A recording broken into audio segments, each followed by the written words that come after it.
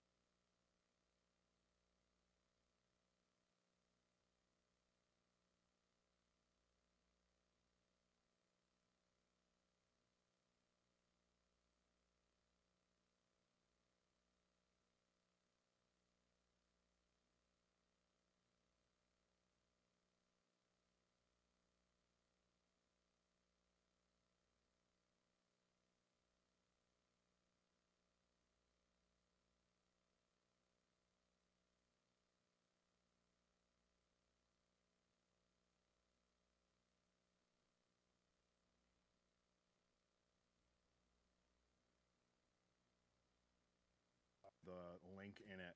Sure. I do that now. Yeah. You want to jump on the Wi-Fi? Yeah, probably.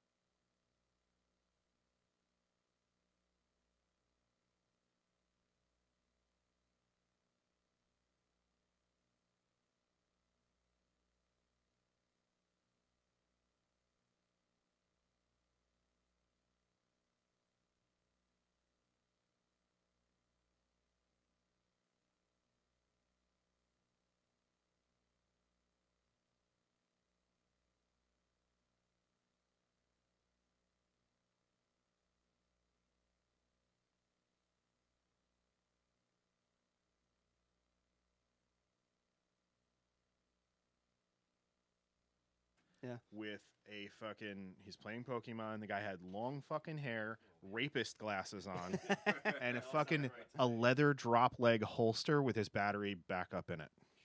With his battery bank, yeah. Jesus Christ, that's extreme. All right, kids, we're going to start soon.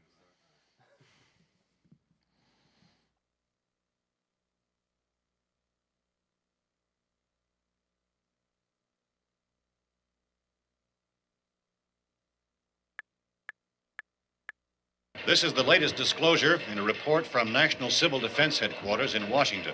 It has been established that persons who have recently died have been returning to life. Welcome to Dead Radio. We're not doing that. How did she come to have sex with a dead man? Don't call me Radio Unit 91. You're a dead man. You're a dead man! He's God here in this radio station. Place where the dead speak. Rebel Radio! I'm a fake? Yes. How'd you like to be dead? You ever think about doing radio? My team is dead!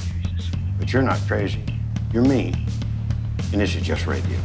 By the powers vested in me by the Federal Communications Commission, I command you to get on the microphone in a serious manner and continue this broadcast.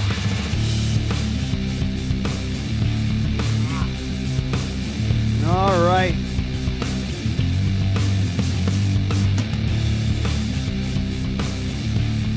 And away we go. What the hell's... Hello? Ah, there I am. That's better.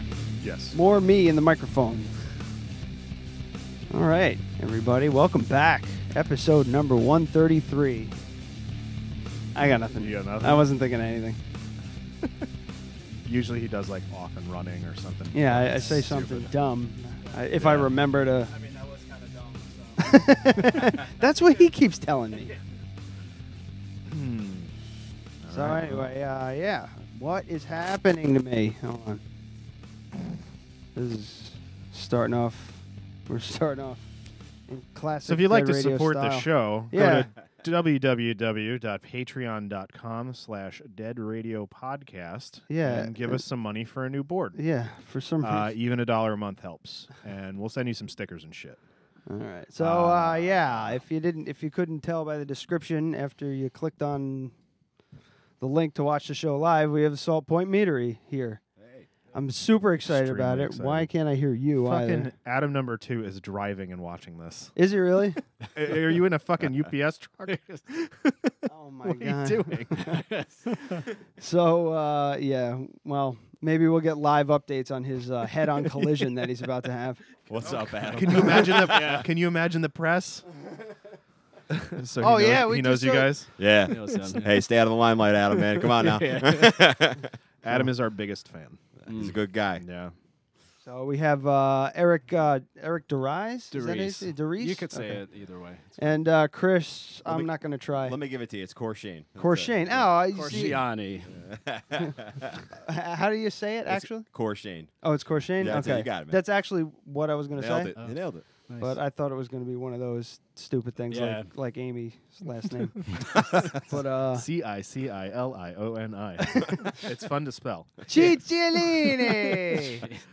Yeah, man. So you guys are brand new. Brand new. Absolutely, yeah. Yeah, this year. Meadery. I tell Meadery. people mead, and they're like, "What's a fucking meadery?" Yeah. Well, Yeah, actually, they think it has that's to do with meat. right. Yeah, I was That's about to number say one. that. That's Absolutely. probably like 90% of the time when I tell somebody about meadery, they like halfway through the conversation, I realize that they're thinking I'm a butcher. Yeah. So then I'm like, no, it's honey. I like to buy into it. I said, yeah, we make some sick smoked sausage. And they got all pumped. I said, Yeah. no, it's alcohol. Let me help you with that. All right. So yeah, I guess the main question: what made you guys start it up? Mead. Actually, like Well, you have to explain to people that it's honey wine, right. essentially, right? Yeah, I mean, we're trying to get away from it being considered a wine. I Yeah. mean, it's going through this whole modernization in the industry. It's mead is mead. That's what I always say. It's its own type of alcoholic beverage. But we started out. It was like 2000. Well, really, it goes back to like 2005. One of my friends I went to the culinary, he came to me and he was just like, I learned about mead today. You want to make some mead? And I was just like, I had no idea what that was or anything at that time. I was like 20 years old. And I just said, yeah, sure. I'll join you in on that. And like, I'm sitting there, I don't know what I'm doing. Like he's kind of just like, I'm handing him tools and stuff.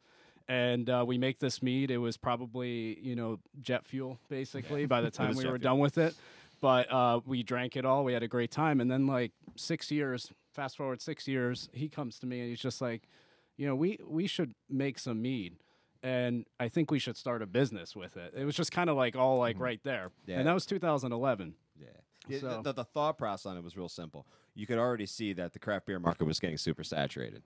You saw it coming, and we loved our beer. We loved making our beer, but we knew that to do something, you had to have some differentiation. You had to do something different. And mead, it's one of the oldest. It is the oldest documented alcohol beverage known to mankind, which people don't know that. So we're helping spread that. But that was one of our things. Let's do something different. There is a market for this. There is something there. Let's get involved with it now. Let's get on the ground level and go. And we're hitting it right at the most beautiful time. We got a ton of friggin' breweries and a shit ton of distillers around the area. Cider. More cideries, wineries, but there's no meaderies. Yeah. So that's a Yeah, it's pretty nice. It was a good move. I mean, I say it's a smart move. Oh too. yeah, we think so too. Absolutely. Yeah. Especially here because the with Vassar and New Paltz and everything like that, a lot more people with the gluten, they hop on the gluten-free Right, express. But there's people like me who really are. I'm limited to what I can drink to an extent. I mean, I could drink liquor and everything, but Did you mention to them that you have celiac? yeah. No, I actually, yeah, my he got- sister-in-law has it, so I all right. totally get it. Like if it's real severe, I can. Yeah, do mine's it. not as severe as Oh, most, oh, so okay. I can kind of like deal with cross contamination and stuff like that. Occasionally I'll eat a just- quiche in Germany. Oh, yeah, nice. Yeah. it was France. Nice. but yeah, to have just like one more thing, and it's the beer and all is the only thing that it's just I had a Glutenberg today before I got here, and that's like the one. That's the best. But, yeah, for like Redbridge is a gluten-free one. Yeah. I'm naming it. I don't know. Yeah, that's gross. Budweiser product. Yeah. Oh yeah, that's true. So, but yeah, mead, honey wine. Is it we or is it Chad? No, you can make mead at home. You're allowed okay. to. Yeah. So we know this guy. We know this guy Chad who makes moonshine. It's definitely not me. Yeah. But I make mead. Yeah. And I'm okay at it, I would say. I used to buy him like big jugs of honey for his birthday. Oh, sweet. Just That's so a good gift. For a mead maker. Yeah. And I love it. I can't remember the first time I tried. I think it was probably at the Hudson Valley Wine Fest, one of the first when it was over at Grieg Farm. Yeah. Oh, nice. Yeah. I'm sure one of the winemakers around here tried their hand at it. Yeah. And they had it. Yeah. So Brotherhood does one. Right. And that's not good. Yeah. Carol's Mead. Yeah. And they have the Shibatej as well, right. Which is much drier but not very good. Yeah.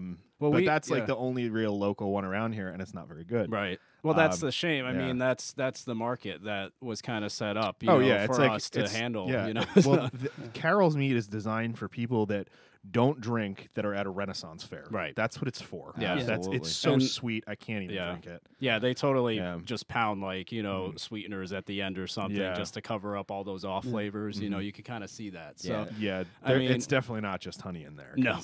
Because I've done. I'm very impatient, so I'll usually pull off, a half gallon early when it's at, 7-8%, and that's pretty sweet. Yeah. But it's a very honey sweet, and you can you can really tell the difference. Yeah. Oh yeah, definitely. I have some in my fridge that I wasn't going to bring because it's not a good showing. Yeah. But we'd like to try it. Yeah, absolutely. Hey, that's the big thing with the mead market. You found that there's a lot of those companies out there like the Carol's Mead, not to say by name, but that's the truth. You can talk shit about. No, I mean we don't like talking shit about other meaderies, but we can't help it. Yeah, they're part of our part of our industry. But the super sweet mead, or standard mead, as a lot of people call it, they're built a certain way. They're built the aperitif style of drinking, where you can have a small amount, and then it's maybe a little too much for you. We like to bring ours right between that wine and craft market, where the cider market stands, where enjoy it. You can have more than one. Have as much as you want, of course, but it's something you can enjoy, and you can enjoy in a glass or two or three. Where you drink Carol's Mead, if you can get through a bottle of that, you're probably gonna go into diabetic shock. It's not good for you. Yeah. The last stuff that I did it on tap, carbonated. Nice. And I was drinking it by the pint. It was nuts. Yeah. Like, when it's light like that. And you can't even tell. Right. And it was, I mean, if I did my math right, it was about 13% alcohol. Oh, yeah. So I mean, most of ours are 10%. This particular one, actually a test batch that we did, it was much lighter than What are we this. drinking? This is it's a black currant. It's called Currant Rose is the name that we gave it. All natural, all pure black currant. I don't know if you ever seen or heard of a black currant. Some people don't know what that fruit is. I love yeah, currants, they're great. They're like kind of tart. I buy them at who's the guy? Wilklo sells them at the farmers market. There's in the also summer. currants in our granola at the Crafted Cup, 44 Oh, sweet. poughkeepsie. Nice. Yeah. We're sourcing from a guy in Statsburg. He's actually, it's a crazy story. I won't get too far into it, but basically he helped remove the ban on black currants in the United States. Black currants are badass. They are. Yeah. They were banned? There were actually, it was 100 years that they were banned because of the lumber industry in the late 1800s. Because they were, I guess it was like the vine was invasive to the white pine. Oh, shit. So, the lobbyists just said, we got to get rid of this shit. So their solution was to put a ban on fruit. And at this point, silly. Yeah, it's crazy. And this guy, his name is Dr. Greg Quinn, who we source from. He has this huge crop, farm.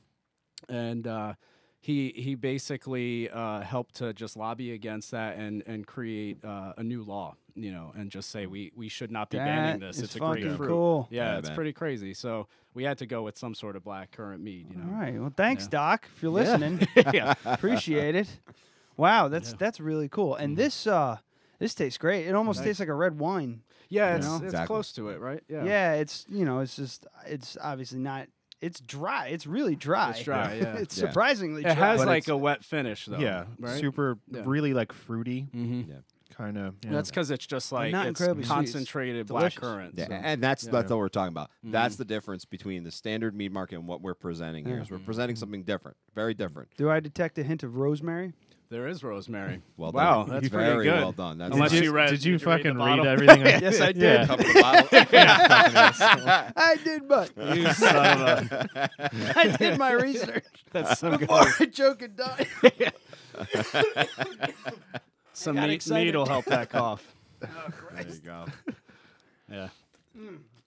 But so, yeah. so what else you got going can on? So def- it's you can so definitely it's rosemary, Rosemary, currant. black currant, and wildflower honey in this batch. We try to stick with clover, but these we went with the wildflower honey just to test it out, like get some more complexity in it. Yeah.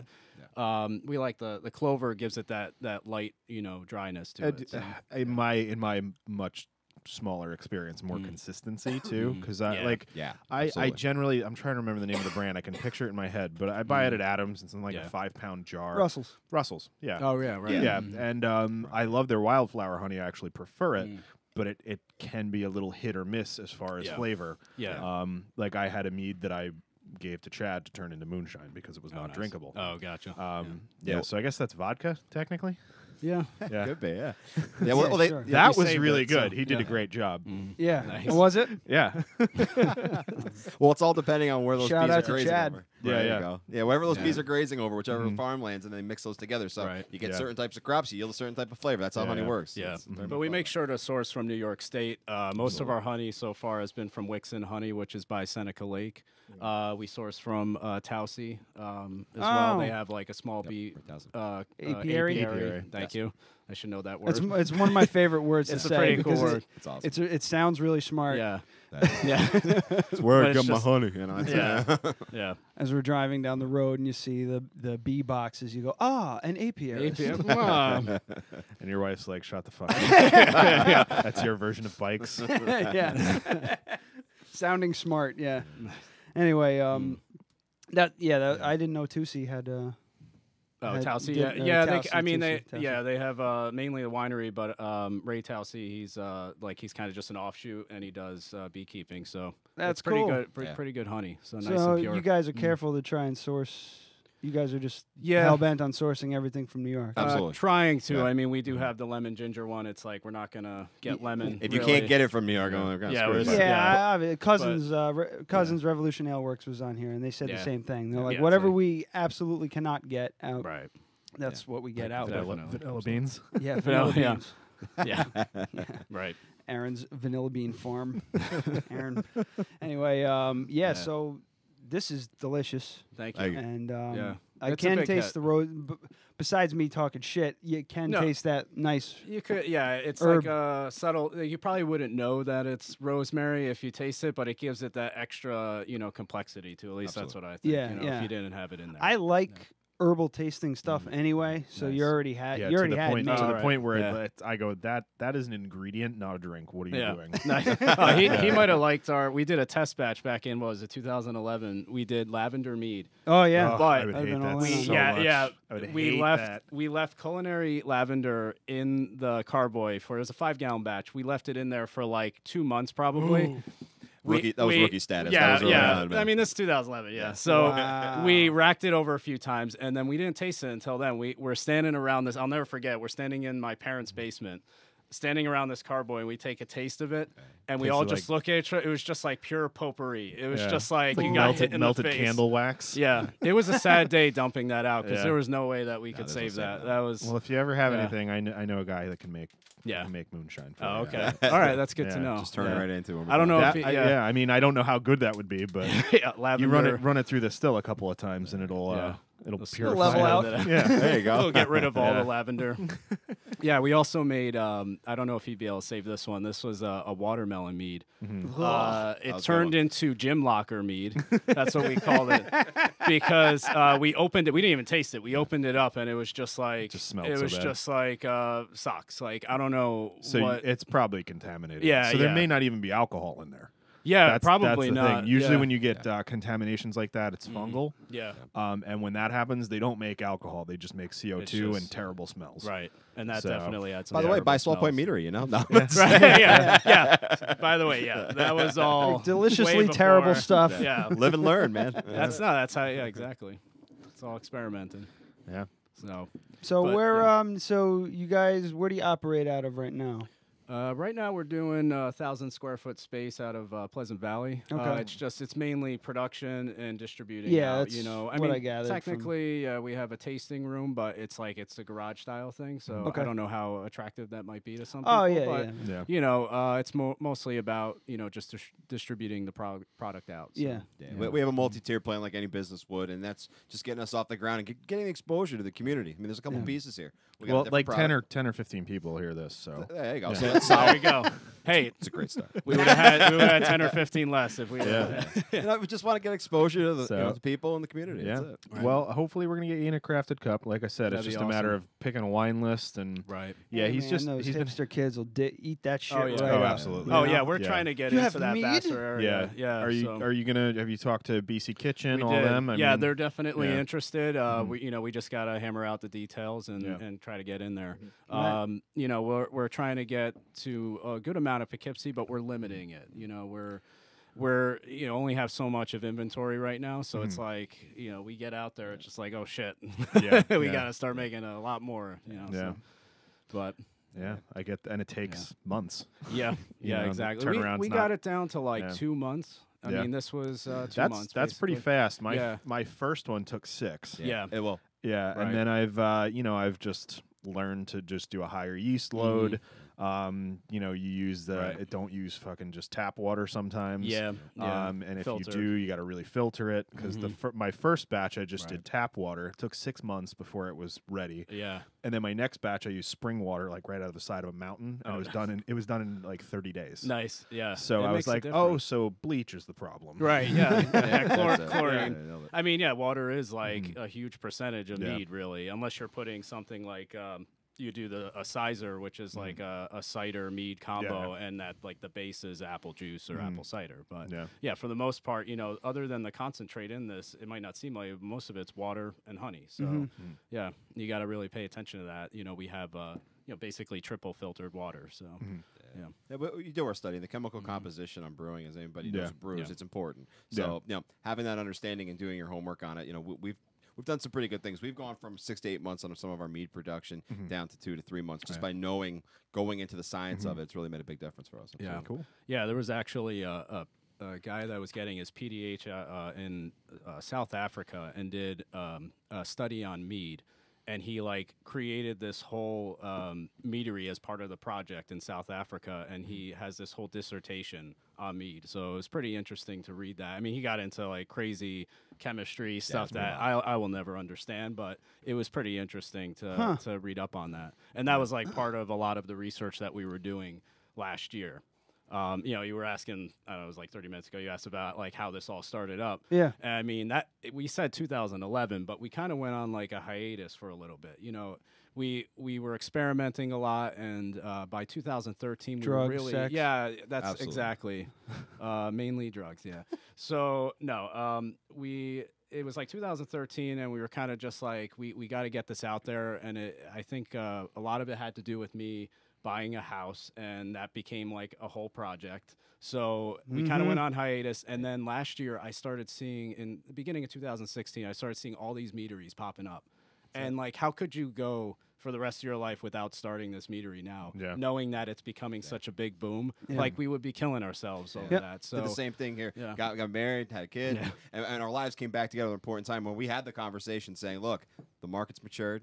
The Wall Street Journal's talking about it. Everybody's talking about it. It's time to get going. So that's what we've done. Right. We've been running since. As soon as September hit, I was just we're just going to immerse ourselves into the meat industry and learn everything we have to and understand the entire thing. Yeah, Well, I mean, especially with the gluten-free thing, that's a big thing. A Right. lot of people That's huge, a lot of people just don't like Yeah. wine. Right. And a lot of people need to be sulfite free. So you can be completely Te- 100% sulfite free Right. if you wanted to. Right. Technically, So- we could. I mean, you'll see on our bottles we do sulfite.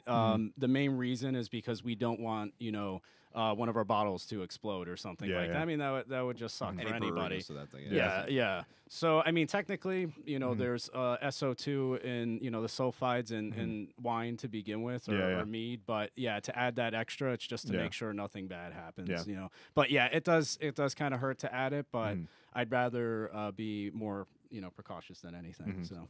Yeah, that would suck. Yeah, that explode on the shelf. Yeah, that's a bad day. Yeah, from what I had read, the sulfite free stuff, you really got to use like UV to kill everything. Right. But then it depends on what ingredients you put in there because that can sour it. Yeah. So like I've done, you know, like beer and stuff. I've done a lot of beer, and that UV light that's why Heineken tastes like dog shit. Yeah, because it's in a green bottle and it doesn't block out any UV. Oh yeah. And that causes it to go skunky. Right. So like even just, you know, the current that you're putting in there, that could sour from something like that. So. Yeah, that always drove me nuts about the movie Beer Fest. Have you guys ever seen Beer Fest? Yeah. The Schnitz, the beer that they made was in a green bottle. Yeah. And every time I watch that movie, I'm like, why did they do a green fucking bottle? But I feel like a lot They're of ruining the greatest beer in the world. The greatest beer in the world. Und Becks. Und Becks. Oh, Yeah, God, I feel love like that a movie. lot of German or like Northern European countries have green bottles for their beer. It's just it's tradition. They didn't know. They don't know what they're doing. Yeah. Yeah. Even though they make amazing beer. So it's just tradition that they do it, and like that's you're supposed to keep it covered. If it gets exposed to light, that's it. Yeah, that's a nice right there for that. And that's why Corona is you know, dog shit. Dog shit. Yeah. You said it. That's why you have to put a lime in it. Right. Yeah. You gotta cover up the taste somehow. And it's like so expensive too. Yeah. Yeah. I'll never understand. And they it. get Supply away and with demand. It. Yeah. It's some great marketing. So many right white there. girls just need their Corona. Yeah, on the beach. Yeah. Yep. Absolutely. All right, so I see more bottles up there. Yeah. And I'm empty. So this one. Come on, we're professionals. Yeah. I'll open. You got it, Eric. Yeah. All right. Yeah. This one is a special one. This was brewed back in 2012. Okay. It's a 5-year age. It's a pumpkin mead. Whoa. So if you like pumpkin spice, I mean, there's a good amount of spice in it. So if you like pumpkin spice, this is it. So has this been tasted before? Like, yeah. Well, not this particular bottle, but we have tasted it many times. Yeah. If we could get that wax off. Yeah. Thanks, yeah, that'll help. Appreciate it. No problem. But we don't have this for sale quite yet. We were thinking about releasing it this fall, but it would have been like, you know, December, January by the time we actually got it out. So we're going to start a batch soon and have it age out until next fall and release it. Okay. So this hasn't been tasted outside of this bottle. It's outside of Salt Point Meadery. I can't say that. It's a Dead Radio exclusive. I was getting there. You were taking too long. Yeah, I don't know if I rinse it. I'm drinking out of my I crystal. got a chug. Oh, wonderful. Man. Why did I Turn ruin your it? volume up. God damn it. Whoa. It's up all the way. You turn me down. My volume's up all the way. You turn my computer down. Don't feel obligated. I'm sure that's going to be gone in 2 seconds, but don't feel obligated. So yeah, it's pumpkin, nutmeg, vanilla, cinnamon, allspice. We went pretty heavy on the spice, but you know it depends on your taste style. So some people love it. Some people are like, oh, that's like too much spice. So I don't. We're gonna refine it. Again, I like spice. I like a lot of the herbal flavors and everything. And this, to me, this tastes great. This it has like a mulled wine type of taste. Right. But the pumpkin really comes out. That's really good. Thanks. Yeah. And it's not, again, another one like still to this day, as many meads as I've tried, I always assume it's going to be sweet. And the good ones aren't. Right. Yeah. And it's funny this how that one's works, great. yeah. It's Thanks. Yeah, it's really good. I really like it. Yeah, I mean, I right. don't know. Yeah, did one of you did I hear aperitif before? Yeah. Yeah, I would call that. Yeah, this is more like, something to start or end with. This reminds me of the first one I made. Yeah. Yeah. I think I did it was like ginger, clove, and cinnamon. Oh, nice. Yeah. just some recipe I found on the Right. internet. Yeah, that's a common type of mead. Yeah, it's Mm-hmm. called a meadowglin, or you could call it methglin, meadowglin. I don't know. Yeah. But melomel? That's fruits. Melomel is That's the fruit. one. Yep. Absolutely. Which is also the safe word for today. So, Just so you know. yeah, good to know. it wasn't the disclaimer that you didn't read. You just Yeah, I didn't. I totally did not read that. Yeah. So if you want us to stop recording at any time or end the conversation and move on, Say melomel. say melomel. So do you have a name for this one? That one's called Pumpkin Hollow. Ooh, okay. Yeah. I like that. Yeah. And again, what we're sticking with. He came up with that. These are high octane. You sip on them, you're like, okay, that's nice. But these will pack a punch, man. Yeah. This 10, one. 14, That's why I'm this wondering one's why you're 14, pouring us yeah. such heavy glasses. Yeah, This is making like the experience more enjoyable. I don't know. I read I Shit read ton. both of our posts. I Yeah. thought you guys said we're gonna get shit canned. Yeah. on Oh, the yeah. meat, We're just so- following That'd be suit crazy. here. I'm gonna walk my skateboard home. I just got to be able to push the buttons. The skateboard's gonna walk you home. Yeah, this one's 14%. I mean, just picture though, if you're sitting by like a campfire with this, that's perfect for that. I'm glad we're splitting the tasting up to the other half of the show. Yeah. Yeah, that's probably a good idea. Because once you just said 14%, I was like, I got to slow down on that one because I've already drank like a finger and a half's worth. Gulp, gulp. Yeah. So yeah, it's But it's super delicious. spectacular. I was Have hoping you guys it was done gonna any sparkling offerings? We have not yet. We've been talking about it for a while. I mean, I did recently. We kegged our sizer, and that's kind of like fizzy, but we haven't gone full on like champagne style. But we've talked about it. In our product line, we have one that's outlined. Yeah, because this, I think, a little fizziness would really bring it out. Absolutely. That's a good call. Yeah, I think like it'd be a little really good. effervescent, Yeah, I usually do. When I do mine, I just do like a test one in the soda stream just to see if it's any better. Nice. Which is kind of a nightmare because you're really not supposed to carbonate anything but water in a soda stream. Right. But it works. You just have to be patient with it. Yeah. So I'll do like test ones, and I found that some of them it just doesn't work. It actually takes away quite a bit. Okay. But something like this, I think it would bring out a lot of the subtle flavors. I can see that. Effervescence. Yes. Exactly. Sorry. No, you have. I was to say hoping it was going to be called like Pilgrim's Revenge or something. Like That'd be pretty sweet. Yeah. So I think the best thing for you to do would just be to just do it in kegs. Yeah. You know, especially if you had a tap room. Right. Oh yeah. That's what but, we're really yeah. trying to push meat in kegs as much as possible. I mean, not just because bottling is like a big process, but I think that it's so much more marketable in kegs than sure. You put it. It's great in these bottles, but that's what kind of brings it to that wine level. You know, that's what almost has killed the market, the mead market industry. Something like if you were to do it at the coffee shop, you need to probably do splits and sell the whole bottle, right? Or you need to get it to a price point where he's going to cover his cost in a single glass, right?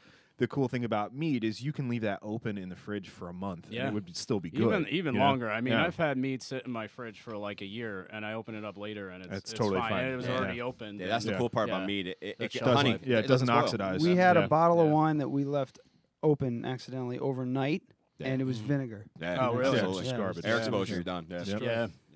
And it really depends on what it is. I mean, it's really about the ingredients. That's true. So like, It's just a like decent for wine. instance, It was a Lodi Zin. Oh, yeah. Yeah, it was a good fucking you wine. never know, It just died overnight. there are so many nights I'm like, Amy, you got to stay up and finish that bottle of wine. It's not going to be any good tomorrow. Just like, Yeah, you take care of that. yeah. So it said, like, I was reading on your site. It said that on October 14th, Tavern 23. That's 23 Verrazano Boulevard in Poughkeepsie. It says It says it's going to be on draft. Absolutely. Yeah. So that goes back to the keg thing. So right. how does that fucking work? So is it, Same it's as not beer. going to be carbonated. It's going to be carbonated. You can. Yeah, but really, the carbonation. Really, you could just take CO2 and you're just pushing it out with the gas, but you don't have to like saturate the mead with the carbonation. You need a different kind of Longer it sits. So I don't want to jump in. If you go for it, man. But so to carbonate, you need Adam to hit knows it, you need to hit it everything. with higher. Well, I'm a home brewer and I've carbonated my own mead. See, so you can. I mean, there's a bunch of ways to do it, but the way that they do it with beer and the way that I would do it with mead, and I'm sure you would too. Yeah. You just hit it with like 30 psi, leave it in the refrigerator for like 2 weeks, Right. and it's carbonated. Yeah. and you just pull from the tap. Yeah, and then when you're pulling from the tap, you're usually between like 5 and 10 psi, depending on how long your lines are, how big your system is, blah blah blah. Yeah. Some people roll it too through the process. Yeah. They'll fill it and they'll roll it, so they really start to super saturate. You know? Yeah, yeah. Another if you want to, like I've gotten a 3-gallon batch of beer carbonated in about 20 minutes. Yeah. All you do, you hit it with like 50 psi, like whatever the maximum your vessel can take, and you shake it, put it in the fridge, and then go back 5 minutes later, you shake it again, and it just it allows the CO2 molecules to permeate into the liquid. Right? Oh, okay. Right. Yeah. So, but the easy, like the way most breweries do it is they hit the keg with 20, 30 psi, Right. and just walk away from it. Yeah. Yeah, because there's no, I mean, unless, like you say, unless we're going for effervescent, Yeah. you know, sort of mead, then there's no reason to really like fill it with tons of bubbles. You Yeah, know? if you're just doing if you're just doing on tap, Mhm. just pressurize 5 psi, deliver it to the customer, they hook it to their tap, and right, and it comes out still basically. I would you know? imagine that's much more cost effective for and better for the businesses and better that for you're the selling environment to. and Yeah, all around. right, Yeah. exactly. Instead of going through all that CO2, you know, or beer mix. Yeah. Because who knows how many people are going to drink one of your bottles? Exactly. Yeah. But it doesn't matter how many people Yeah. drink this week if if it's on tap. Yeah, Right, there's different markets and Keep different pulling. clientele. Right. Absolutely. That's smart, man. Yeah. So another thing you guys could market too is the carny kegs. Have you seen those? no, I you don't just think pop the top off. It doesn't. You don't need the keg. Corny. I thought Corny you said kegs. carny keg, Yeah, like I probably- circus. Carny I probably small did. hands. Small I heard carny. So I probably did say that. I was That's like fine. waiting to Yeah. hear like, is there like a midget that like? So Fire me. So yeah, if you go with those, that system's so much easier. yeah. Well, What's that's the accent? How do you say it? It's it's corny. Cornelius. Cornelius keg. I probably just said it wrong. But it's like a Can soda. you write down old-fashioned- carny keg, please? I was waiting for him to write it down. No, so that was like the old soda keg that they Okay. used, and now they use boxes of like their plastic soda or whatever. And it Oh, comes okay. out. But I was always confused about that. half of mine say property of Pepsi Cola Company. Right. Yeah. Nice. Nice. Good Yeah. I mean, but I was always wondering if a bar would take like. So a they Cornelius they keg. would need to change their tap system Yeah. slightly. Yeah, right. But like at the coffee shop, that's what we use for cold brew. Mm. So Nice. it's not Ooh. a big know. modification. Yeah. It's seriously you just cut the lines Right. and then you use hose clamps for the Right. adapters. Yeah. So as long as they were into doing that or Right. getting a standalone system, Yeah. Then that would be. it, Yeah. it wouldn't be that difficult. Yeah, and for 'cause- most bars, their tap system is custom anyway. Right. So it's just a matter of just changing the line. Gotcha. And that would be way easier for you. Yeah. Because washing and doing all that shit with kegs is a fucking pain in the Just ass. did it last Yeah. week. Yeah, it's awesome. I mean, we like right now. I mean, like I was saying, we got a small inventory. We did 10 kegs that we have ready to go, and yeah, that was like quite the process, cleaning them out and getting them ready and filling them up. And yeah, we have a couple Cornelius kegs, and it's so much easier. Yeah, you just pop the top off. Because that's what I use, and you can get 3-gallon ones. Yeah, Those are we have a that's 2.5. fucking great. Yeah, it's nice. Yeah, Good for 'cause- tastings. And, Yeah, because I'll do a 5-gallon batch, and then I just split it into 2, and then I carb one, and I have a backup. It's fucking, Right. it's great. yeah, it's a good call. Yeah. I just drink the shit. Yeah. Hey, man. It's all good. Smart, That's the best way to smarter, be. more driven men and women than me, making it so I could put it in my face Sometimes hole. he's just a guinea pig. Do you remember Chad's first moonshine? I remember Chad's first moonshine. It had a blue hue to it. Yeah, Ooh. because it was brand new copper from Home Depot. Oh, nice. Yeah. And you And drank it Yeah. tasted like copper, brand tasted new like copper a from penny. Home Depot as well. I mean, I guess it's you're still here. So. We took Yes. Chad offered us a what was it, half shot each? Yeah. And that, I think that was the one drink I had that night. I think I started off with that, and I almost puked immediately. Yeah, I'd Like, imagine. it went down and went. It's like pennies. Yeah. And then I just had to stand over the sink and collect myself and say, Chad, just get rid of it. Yeah. Throw it out. Yeah, I've eaten the mint leaf in a moonshine that's sitting at the bottom. yeah. I was tough. Yeah. I was like, oh yeah, sure, no problem. you Yeah, were I paid for dying. that, man. That was rough. I was remember rough. that. Yeah, you were dying for Hey, a while. you're young, you're cool. Yeah. Well, now the stuff that he makes is rather good. Nice. Oh, good. We all I'll evolve. try I, it sh- sometime. I should bring over a jar and just have it here so people can try it. Yeah. Oh, yeah. Yeah. The moonshine, probably- the Chaddington Geronimo Moonshine Challenge.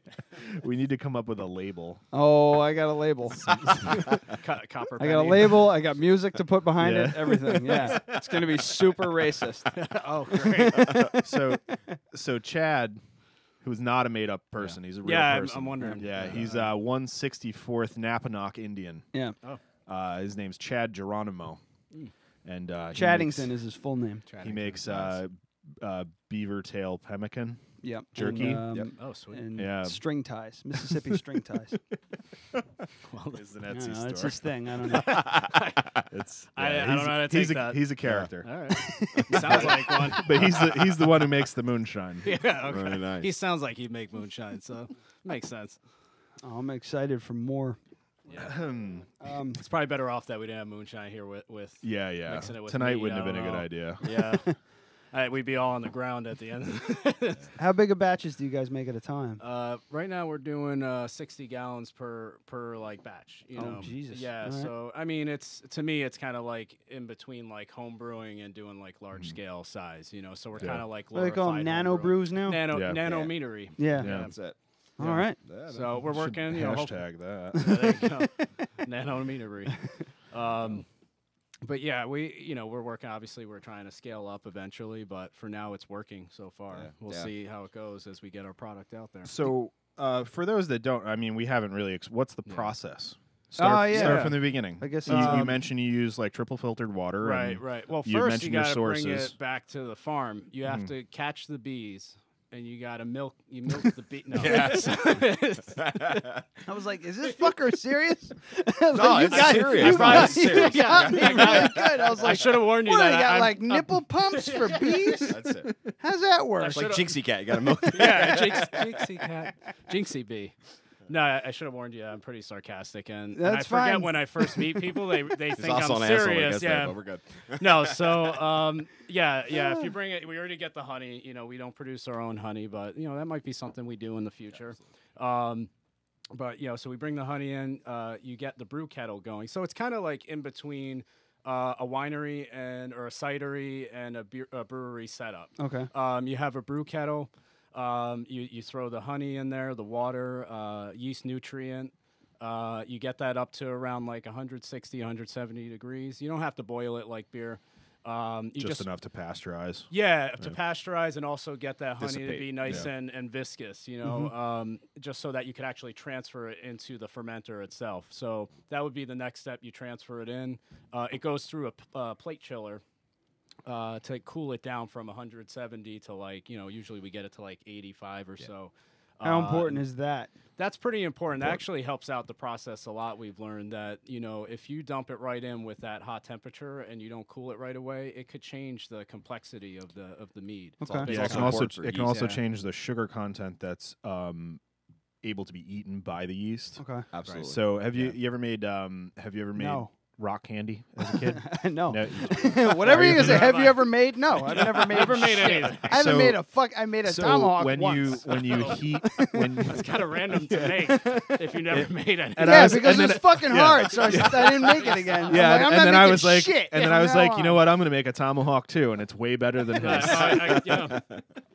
But so when you heat sugars, so you know how we make the candied walnuts at work. You've seen people make things before, right? Yeah. So you How heat it's it up. made. You heat it up to what's called hard crack, right? So that creates longer chains that crystallize, and if you don't cool it down quickly enough, you can create these longer chains that the yeast can't eat, making your mead much sweeter. Okay. Right. So what's the ideal he said. temperature? So that's how you make beers kind of sweet, because they don't add sulfites to beers. They don't kill off the yeast. Right. You just heat it for a certain period of time that a bunch of Germans figured out a long time ago. Yeah.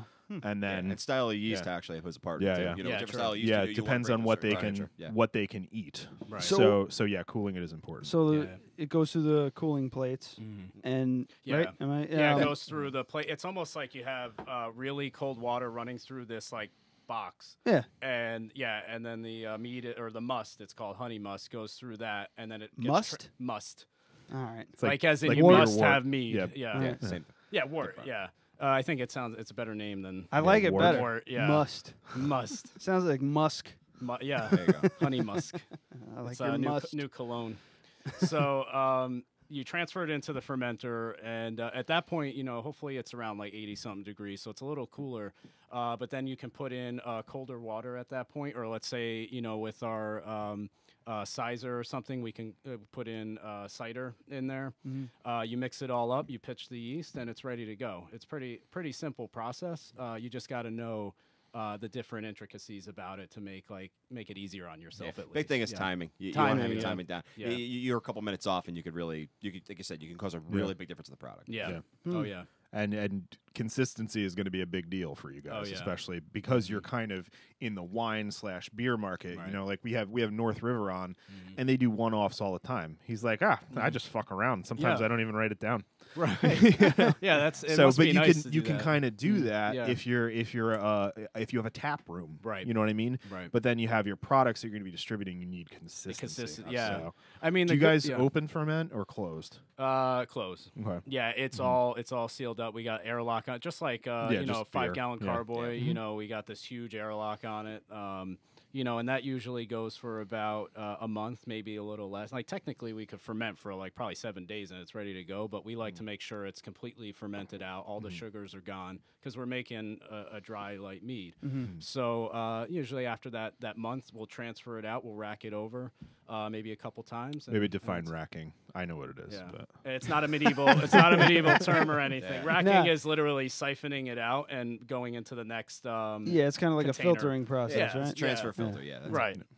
Just to get rid of any of that sediment that's at the bottom. So yeah, and then eventually we throw it through a filter and then bottle it or keg it. Right on So it. it's pretty straightforward process, but. That's talking about it. When you go to do it, you're just like running all over the facility, and you're just like, you know, yeah. You'll learn quick. You're holding shit in your hand like, did I sanitize this? Yeah. I don't know. And then you got, it's like, gonna I throw better- it back I better in the sanitize sanitizer. it, Yeah, yeah. I better sanitize that. Yeah, we have our roles, so we kind of know when it's time to go. Right. Chris is doing this, and Eric's doing that, Yeah. and we're ready to go. Yeah, exactly. So how much like R&D do you guys do? A good amount. I mean, I don't know. Whenever we can. I mean, right now it's like.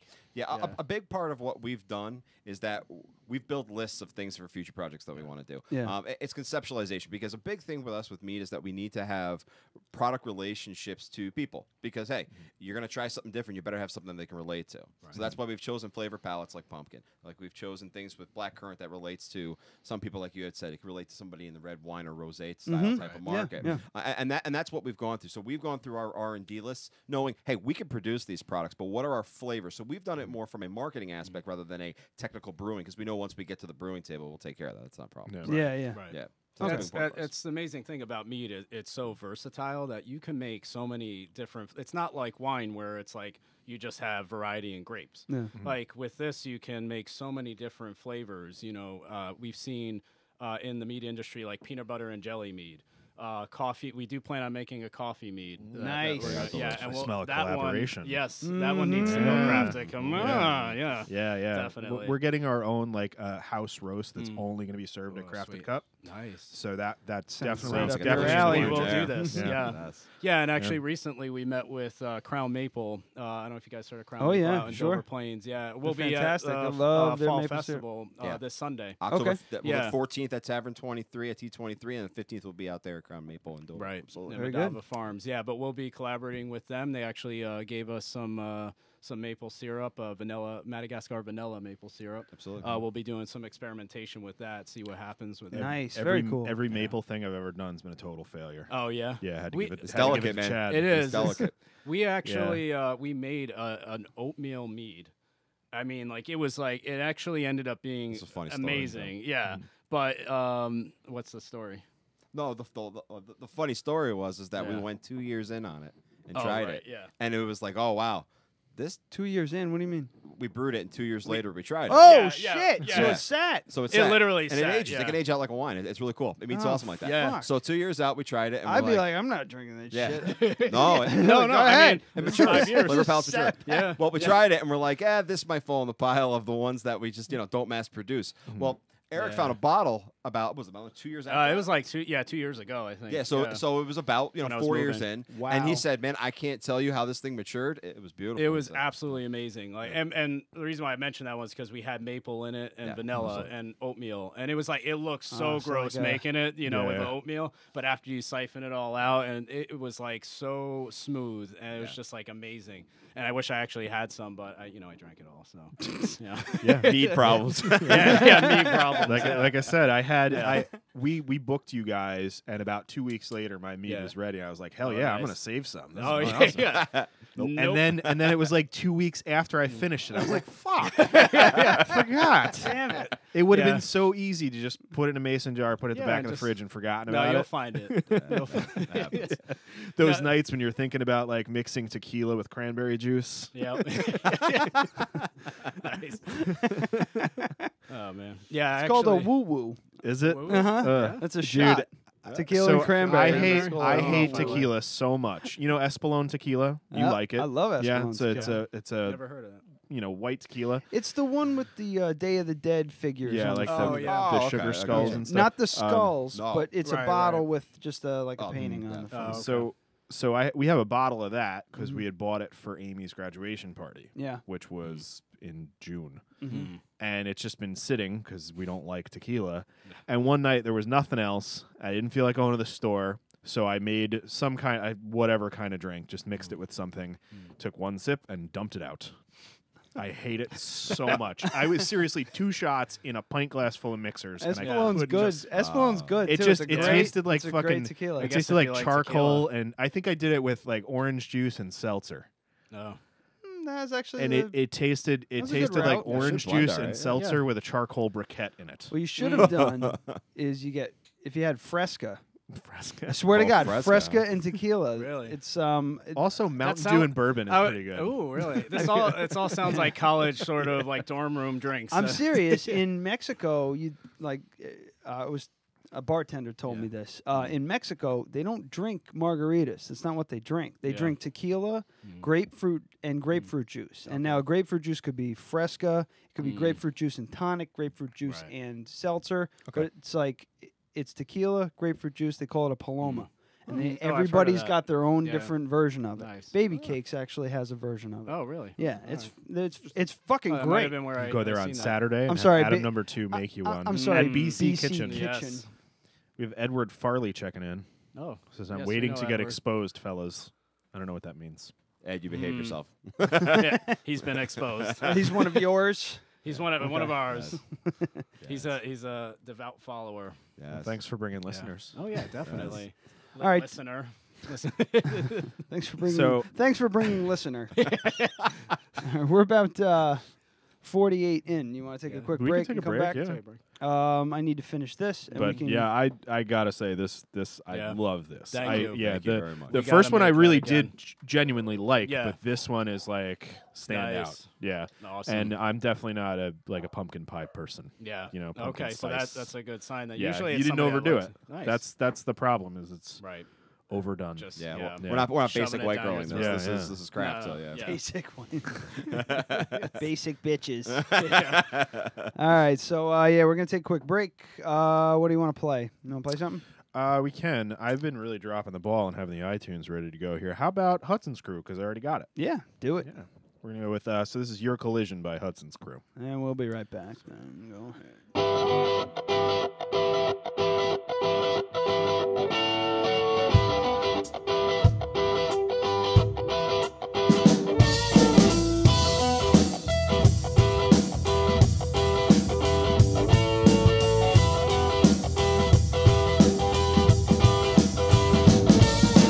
Used to wanna go to a throne, won't sit upon gold on his kids in my eye.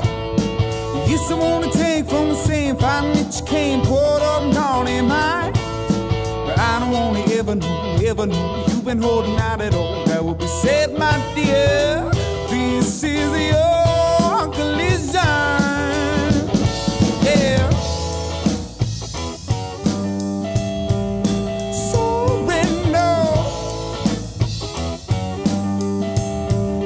Spiral down. Slow your wings.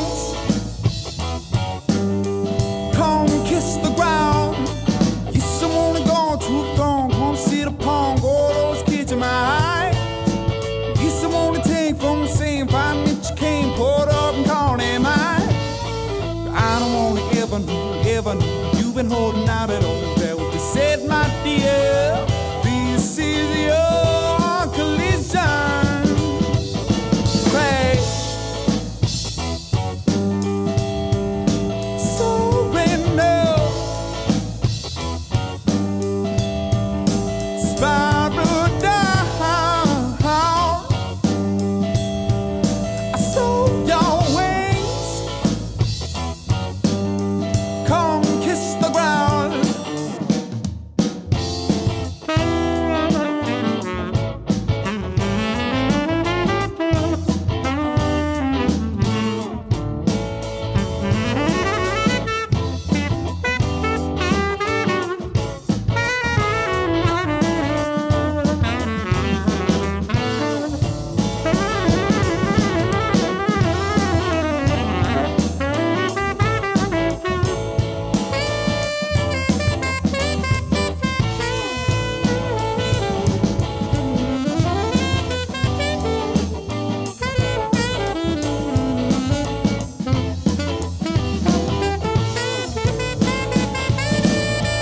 Glorious way to go, seeing shadows of the romance, and how quickly they seem to fade away.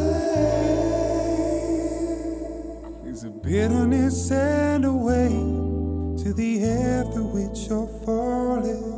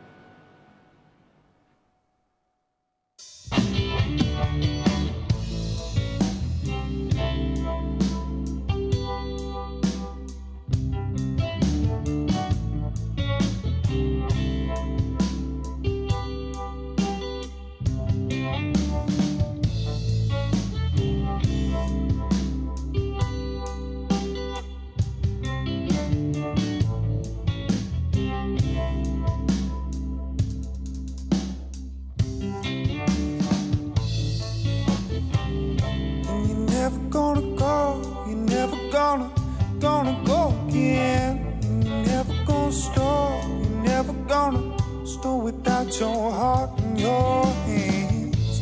You're never gonna walk, you're never gonna walk alone, looking low, watching who you're talking to, and you're never gonna go. Whoa, take the reins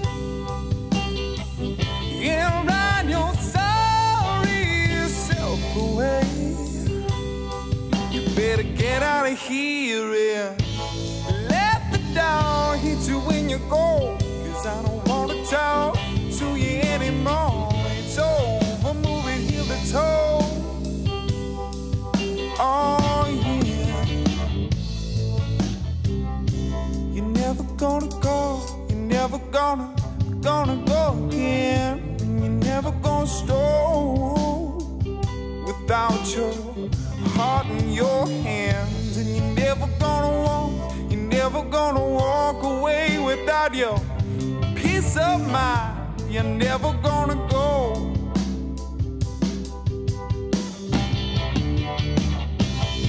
Take the reins and ride your sorry self away. You best get out of here and let the dog hit you.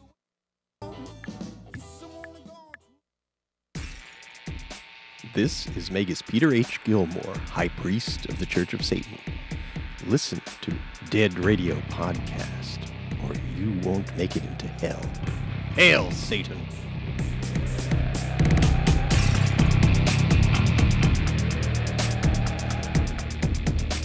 I love that one so much. My absolute favorite joiner. Yeah, if you guys didn't know, we had the Church of Satan in. I saw that. Yeah. Yeah, it was. It was interesting. No matter what your religious beliefs may be, you need to. That was you a need great to check that fucking one episode. out. We got to get. I want to reach out to him, see if he'll do a Christmas episode with us. Oh my God. Oh my Satan. Every year we do we call it a Moss Spectacular. It's keeping Christ out of Christmas. I don't know. You Fits the guys show. Christians or? No. Okay. No. I mean, it doesn't make a difference. I was going to tell him about it anyway. Yeah. We got the first year we did this. Actually, it was kind of like we started in like March or something like that, and then you know that that Christmas came around, and I get particularly bitter around the holidays just because I just don't. The whole commercialization of it and everything like that really gets me really angry. Yeah. On top of the whole religious thing I get it. that the Pope instilled a long time ago, that everybody just kind of was like, "Oh, okay, yeah, okay." Yeah. Like everybody just goes with it without kind of like doing a little bit of research. So it just drives me like up a wall. I got it. How much the fucking Starbucks cup thing and all that nonsense that goes on during the holiday. It just it gets me. I fucking hate Christmas. Yeah, no, I'm right there with you. After Thanksgiving, I just want to hibernate till fucking March. I'll skip my birthday too. I don't care. Maybe I'll wake up for Groundhog Day. Yeah, which that's is my his birthday. But oh, nice. Yeah, it is a fun. It is a fun day. So so we do a Moss Spectacular, keeping Christ out of Christmas since 2014. Sure. Anyway, but you're gonna fucking love this if you haven't tried it. I have not. We just opened another bottle, and this is your flagship. It's well, both of these, I guess you would say, are because they're so different. But Okay. this is Revival. It's called, and Revival. it's lemon ginger. It has lemongrass, actually Amba lemongrass from Harney and Sons. No kidding. Yeah, I love Harney and Sons. we Shout love- out we to love Harney them and too. Sons. All of our teas Harney at and the Sons. coffee shop are Yeah. Harney and Sons. Yeah, actually, every time I go in there, I have some their iced tea. So Yeah. good. But yeah. Oh wow. Yeah, give it like a really nice whiff. Mm. You got totally the wrong glass for this. There you go.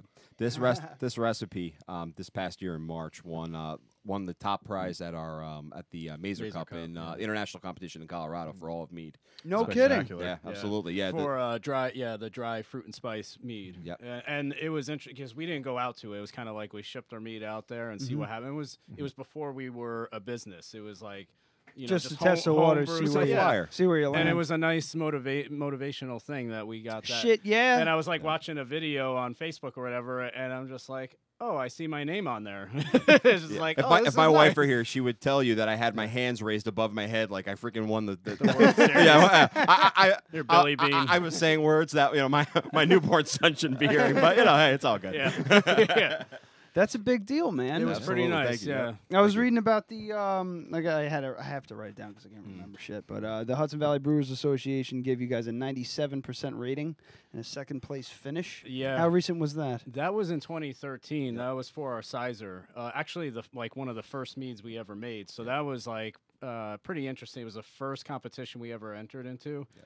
And they kept coming up to us. They're just like, we don't normally do this, but we got to talk about your mead because it's absolutely amazing. Yeah. And we were just like, oh, I think we should continue. Yeah. And that is one of our future lines that we do have for the production line. We'll probably visit that one in 2018 when we reach back around in the fall. Okay. It's called Tradition, and it's Tradition.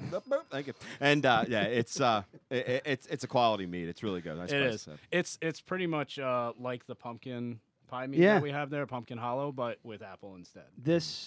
Apple pie. Okay. Oh, all right. Yeah. All right. Very cool. This is. Yeah, I'm hard pressed to decide which one I like better, the apple or the pumpkin, I should say, or this one. I'd say this one's at the top of my list. This one's you put lemon and ginger and something, I'm in, man. That's great. Yeah, all it needs is some some herbs or something in there, and you can sprinkle some. Whatever. Sprinkle some crack on it. Whatever. Really tie the drink together. Some moss. Put some moss on the edge. So it's lemongrass in here? It's not just lemon. It's lemon, lemongrass, ginger root. See, the lemongrass is it's a weird flavor. You don't because I love Thai food. I love it. And my wife and I have tried to cook it, here before, and it's never been quite right. Something about it's not right. Fucking fish sauce and lemongrass. She started growing lemongrass in the backyard. It grows like a weed. Yeah. It's incredible. We have it's the best growing thing that we have out back. Nice. And we have a whole bunch of shit. How do you prepare it? How do you cook it? I basically, it's supposed to be about as thick as a number 2 pencil. Yep. Oh. And then you cut it off, you cut the leafy parts off, and all you do is you smash it, break it open, and you just throw it into a sauce. And you just let it simmer in the sauce. What you don't want to eat it. You got to take it out because it's woody. Yeah. But we finally got around to making Thai food again, and we put fresh lemongrass in there. That was it. That flavor that some people just can't put their finger on. Yeah. It's this lemony, earthy, piney almost taste. Yeah. That just sets it off, and I could taste it here, man. It's a really important ingredient when you want that. I don't know. It's just like this really good herbal flavor. I had like a 3-month obsession with trying to make Tom Khagai soup at home, which is like a coconut lemongrass soup. Yeah, and it took me 3 months, probably 10 different meals to get it right, and I don't think I've made it since.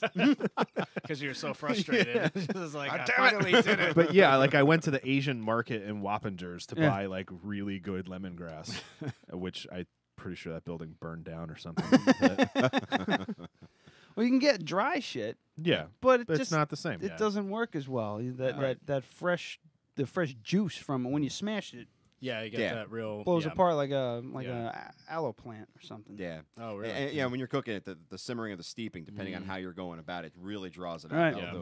This so is your process on it, if you're willing to share, how do you guys integrate these flavors into this? Well, I mean, honestly, with this first batch that we did with the lemongrass, we actually let it steep for the entire month that it was fermenting, and that's why you could really get that. Yeah. And when I first tasted this, it was very different from the experiment batch that we did.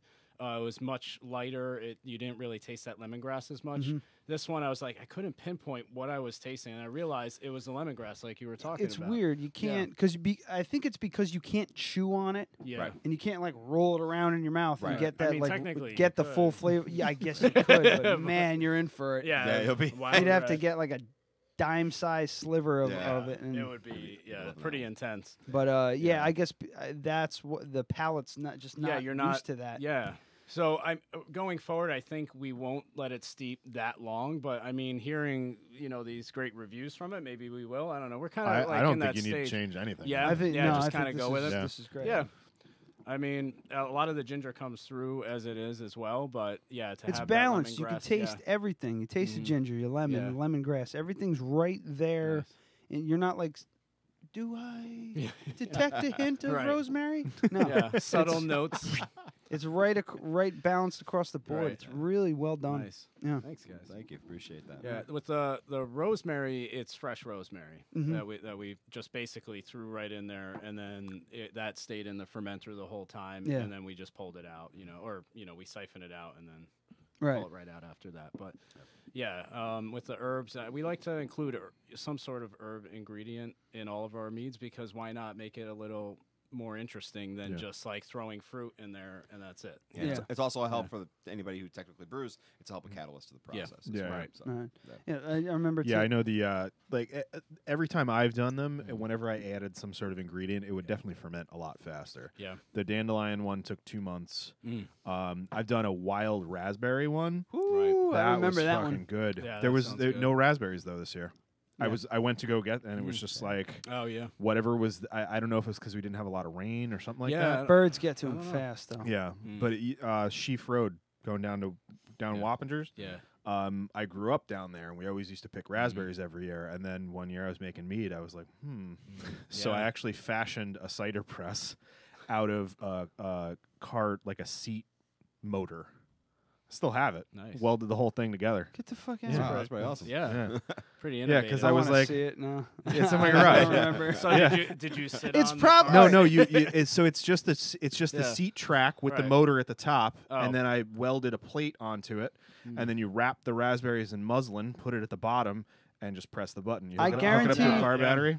I guarantee you, I've seen this thing. I know exactly what it looks like. I don't. I'm not thinking of Yeah. it, but when I Yeah. see it, I'm like, I've probably seen Yeah. this thing 1,000 times. Yeah. It's just like, Yeah, it works in, pretty well. In his Yeah. garage, it's probably like, the fuck is that goddamn Yeah, what thing is- he's got going on over there? Yeah, Some And so sort I of just, I've contraption. ignored it. but yeah, it was it was a way to do it for free as opposed to buying something to press Yeah. the Yeah, why raspberries. not? And I only used it maybe twice. But that Yeah. mead, it was like 3.5 weeks, and it was done. Really? Yeah, it Yeah, was it's amazing. interesting how that Yeah. works. And it's not like it's a secret or anything No, that no. we keep. That ginger is something. It's something about the ginger root that actually pushes that fermentation along, and it just clarifies the mead so Yeah. fast. So Well, I think it's a just nice it's little like tip. nutrient rich. Yeah. It's just something Yeah. that the yeast really likes. Probably a lot of nitrogen in Yeah. it. Nitrogen usually helps. A lot of beers, the Down East Cider has a. They're my new favorite cider company. yeah, Their yeah. best one. It's my is- palate cleanser over. Yeah, their Nice. their best one is was it lemon ginger or Lemon citrus ginger, ginger? yeah. Is a Yeah. lemon ginger Yeah, one. the ginger Cranberry ones one's are pretty good. good. You yeah, find too. For some reason, like ginger, just I don't know, it lends something to alcohol that Yeah. kind of really Yeah, it's a makes the good- flavors pop. Good combo, yeah. Some You know? people absolutely hate ginger, so it is Fucking what love it it. is. Yeah, but It's good for you. People Yeah, that it's don't good like for you. ginger are Nazis. They should go fuck themselves, right? It's pretty solid, actually. I didn't agree with that statement. I mean, but- if that wasn't so agreed. long, that would be a great title. yeah. If you don't like ginger, you can go shit in a hat. Yeah. There you go. Jeez. But yeah, Salt Point Meadery. You can shit in a hat. Salt Yeah. Point. I really hope my I'm not mom gonna didn't. write that You down. write that I'm down. not Salt writing it. Point We're not- Meadery. I really colon go shit in a hat. Yeah, I don't have enough space on the table. I really hope my mom didn't find the link to this. Can you get that on the website? I was kidding. Yeah. Oh man.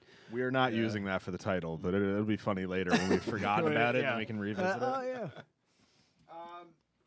Yeah. So I guess the 97% rating. What was that on again? That was the type of apple mead? one. Yeah, it was the apple sizer. big fucking deal for you guys, huh? Yeah, it was interesting. Yeah, it definitely was a nice. It's funny how it worked though, because we got that, and then that's when we went on hiatus like a few months after that. Oh, it was Jesus. just like, it was just like, and it, obviously like those couple of years, it was just like eating at us to get back into it. But Put out a hit single and then it was one hit wonder. It's like when I asked Logan, I was like, "You're like, so are you gonna do what's next?" And I was like, "How funny would it be if he was like, nothing, I'm done." That's it. I retire. Yeah, I'm good. Yeah. You know, you see, the cool part was that we spent a lot of time really working on the craft of it, which was awesome. The hiatus allowed to do that, but the really awesome part was that the business side of it, which is where we're strong at, that market wasn't mature. If you go back 5 years, the mead market, I mean, what were we talking? 32 meaderies? It went, it was like nationwide. 30 meaderies nationwide from like, it was like 2007, 2008. Yeah, 2008 maybe. Yeah. We're at like, there's a stat out there saying that every 3 days there's a meadery opening up, and we're at like almost 500. Holy shit. So that's less than a decade. Yeah, like so that's kind of the same thing with the craft distilling and, you know. Yeah, Wall Street Journal has, and I said that earlier, but Wall Street Journal has published the fact that the mead market is becoming the new cider market. It's on its way to being that type of market. So we're hitting at a beautiful time. It is, really it's about good it. I timing. remember I went on my honeymoon. Wait, fucking year was that? 2010? Got a story about honeymoon when you 2000. You got married in 2009. Yeah, so 2010 we went. We left in February, I think. 2010, and we went to Hawaii. Oh, right. And they had a meadery on the island that we were on in Kauai. That's awesome. And we had some of their meads too, cool. and they were excellent stuff. They used like all kinds of tropical shit. It was I all bet. pineapple, you know, the star I fruit, bet dry, that was good. all kinds of different stuff. Yeah, And that that was sounds really good. And I'm like, man, we need this. And I started just researching mead. There was like a Long Island Meadery. I don't know where they are these days, but they were around for a little while, and Right. then I haven't heard anything. New from them. York, it's booming now, but there really hasn't been that many meaderies in New York. I mean, if anything, it was wineries that were producing like one mead, like an offshoot thing that they would do. But There's a quick story for you. You mentioned honeymoon and the origin of that word. We're history majors, so you got to deal with us on this. Yeah, I do know this. The term honeymoon is that a blessing to a new couple when they got married was almost like a gift's worth of a lunar cycle of mead to celebrate their marriage, but also to inspire fertility for the first child. So for me, a month's worth would be 90 bottles. So basically, it was just preaching fornication. Life's good, but there's such a historical base behind honey and mead and how that attributes back that it's in our society and you don't even know it. Yeah, that's I would love for a meadery to have like a real mead hall, and I'm not talking about just like a tap room. I'm talking about a vat in the middle of the room that you just dip your fucking cup in. You cannot do that. I mean, you can do it, but you probably get shut down after a few You can get away with that in like Romania. Yeah, like people but not would be here. putting That's their I mean, feet in it. honestly, that's what they did. Yeah. It just open fermented 24 hours a day for decades. Right. And you And they would walked just in. they would heat up some honey and water and they dump it into the Dump it vat. right in. Yeah, You know And what? that because big water vat wasn't in- necessarily sterile back Yeah. then, so you had an opportunity. But the Yeah. natural cultures, the wild yeast in that killed anything else. That's a crazy fact that it's actually proven that you can actually have a natural mead created on its own without anybody touching it. Oh, yeah. Because let's say you had a honeycomb just like hanging off of a cliff or whatever, and this is probably how I'm not an expert or anything. This is probably how it was discovered about like 10,000 years ago. You have honey dripping from that comb, lands in a pool of water, and it ferments over time. You drink that, it's mead. Yeah. Well, they think that beer was probably discovered because somebody left a bag of grain out in the Yeah, same idea. Yeah. But like that's like with meat, it's just like completely all natural. Like nobody touched it, and it could happen. Well, the funny thing is, like you say that you could shit. never get away with that, but there are so many breweries that are doing sour beers. Yeah. Sour beers are heavily controlled open fermentation. I'm not talking about that. I'm And talking then about you walking over with the mug that you just drank from with your fucking with your fucking canker sores and everything. I picture. I mean, maybe if they ladled it in for you, it would have to be more proper than some Viking psychopath with like open sores on his mouth. To Odin! I picture like shit. I picture like drunk girls just falling into the vat, you know, and just Yeah. yeah. You'd have some so smart ass maybe comes a with more one of those maybe big a ass more straws. measured approach where it's Yeah. open fermenting 24 hours a Okay. day, and you just keep adding honey to it. Yeah. To keep the sugar content up. Right. Now, meads back then they think were between 4 and 6% alcohol, Right. and much sweeter. Right. Yep. Right. But obviously they had a much lower alcohol tolerance because they Yeah. weren't drinking 3 bottles of the shit. Right. Or they were Almost drinking it all the 4. time, Yeah. and basically they were Yeah. accustomed Yeah, to it. It's yeah, that's natural. true. Yeah. So yeah, to get drunk, can you imagine? Yeah, that would be That would be so like sugary, and Oh, can you yeah. imagine the stomach ache a modern my person God, would get yeah. from all that live yeast? It's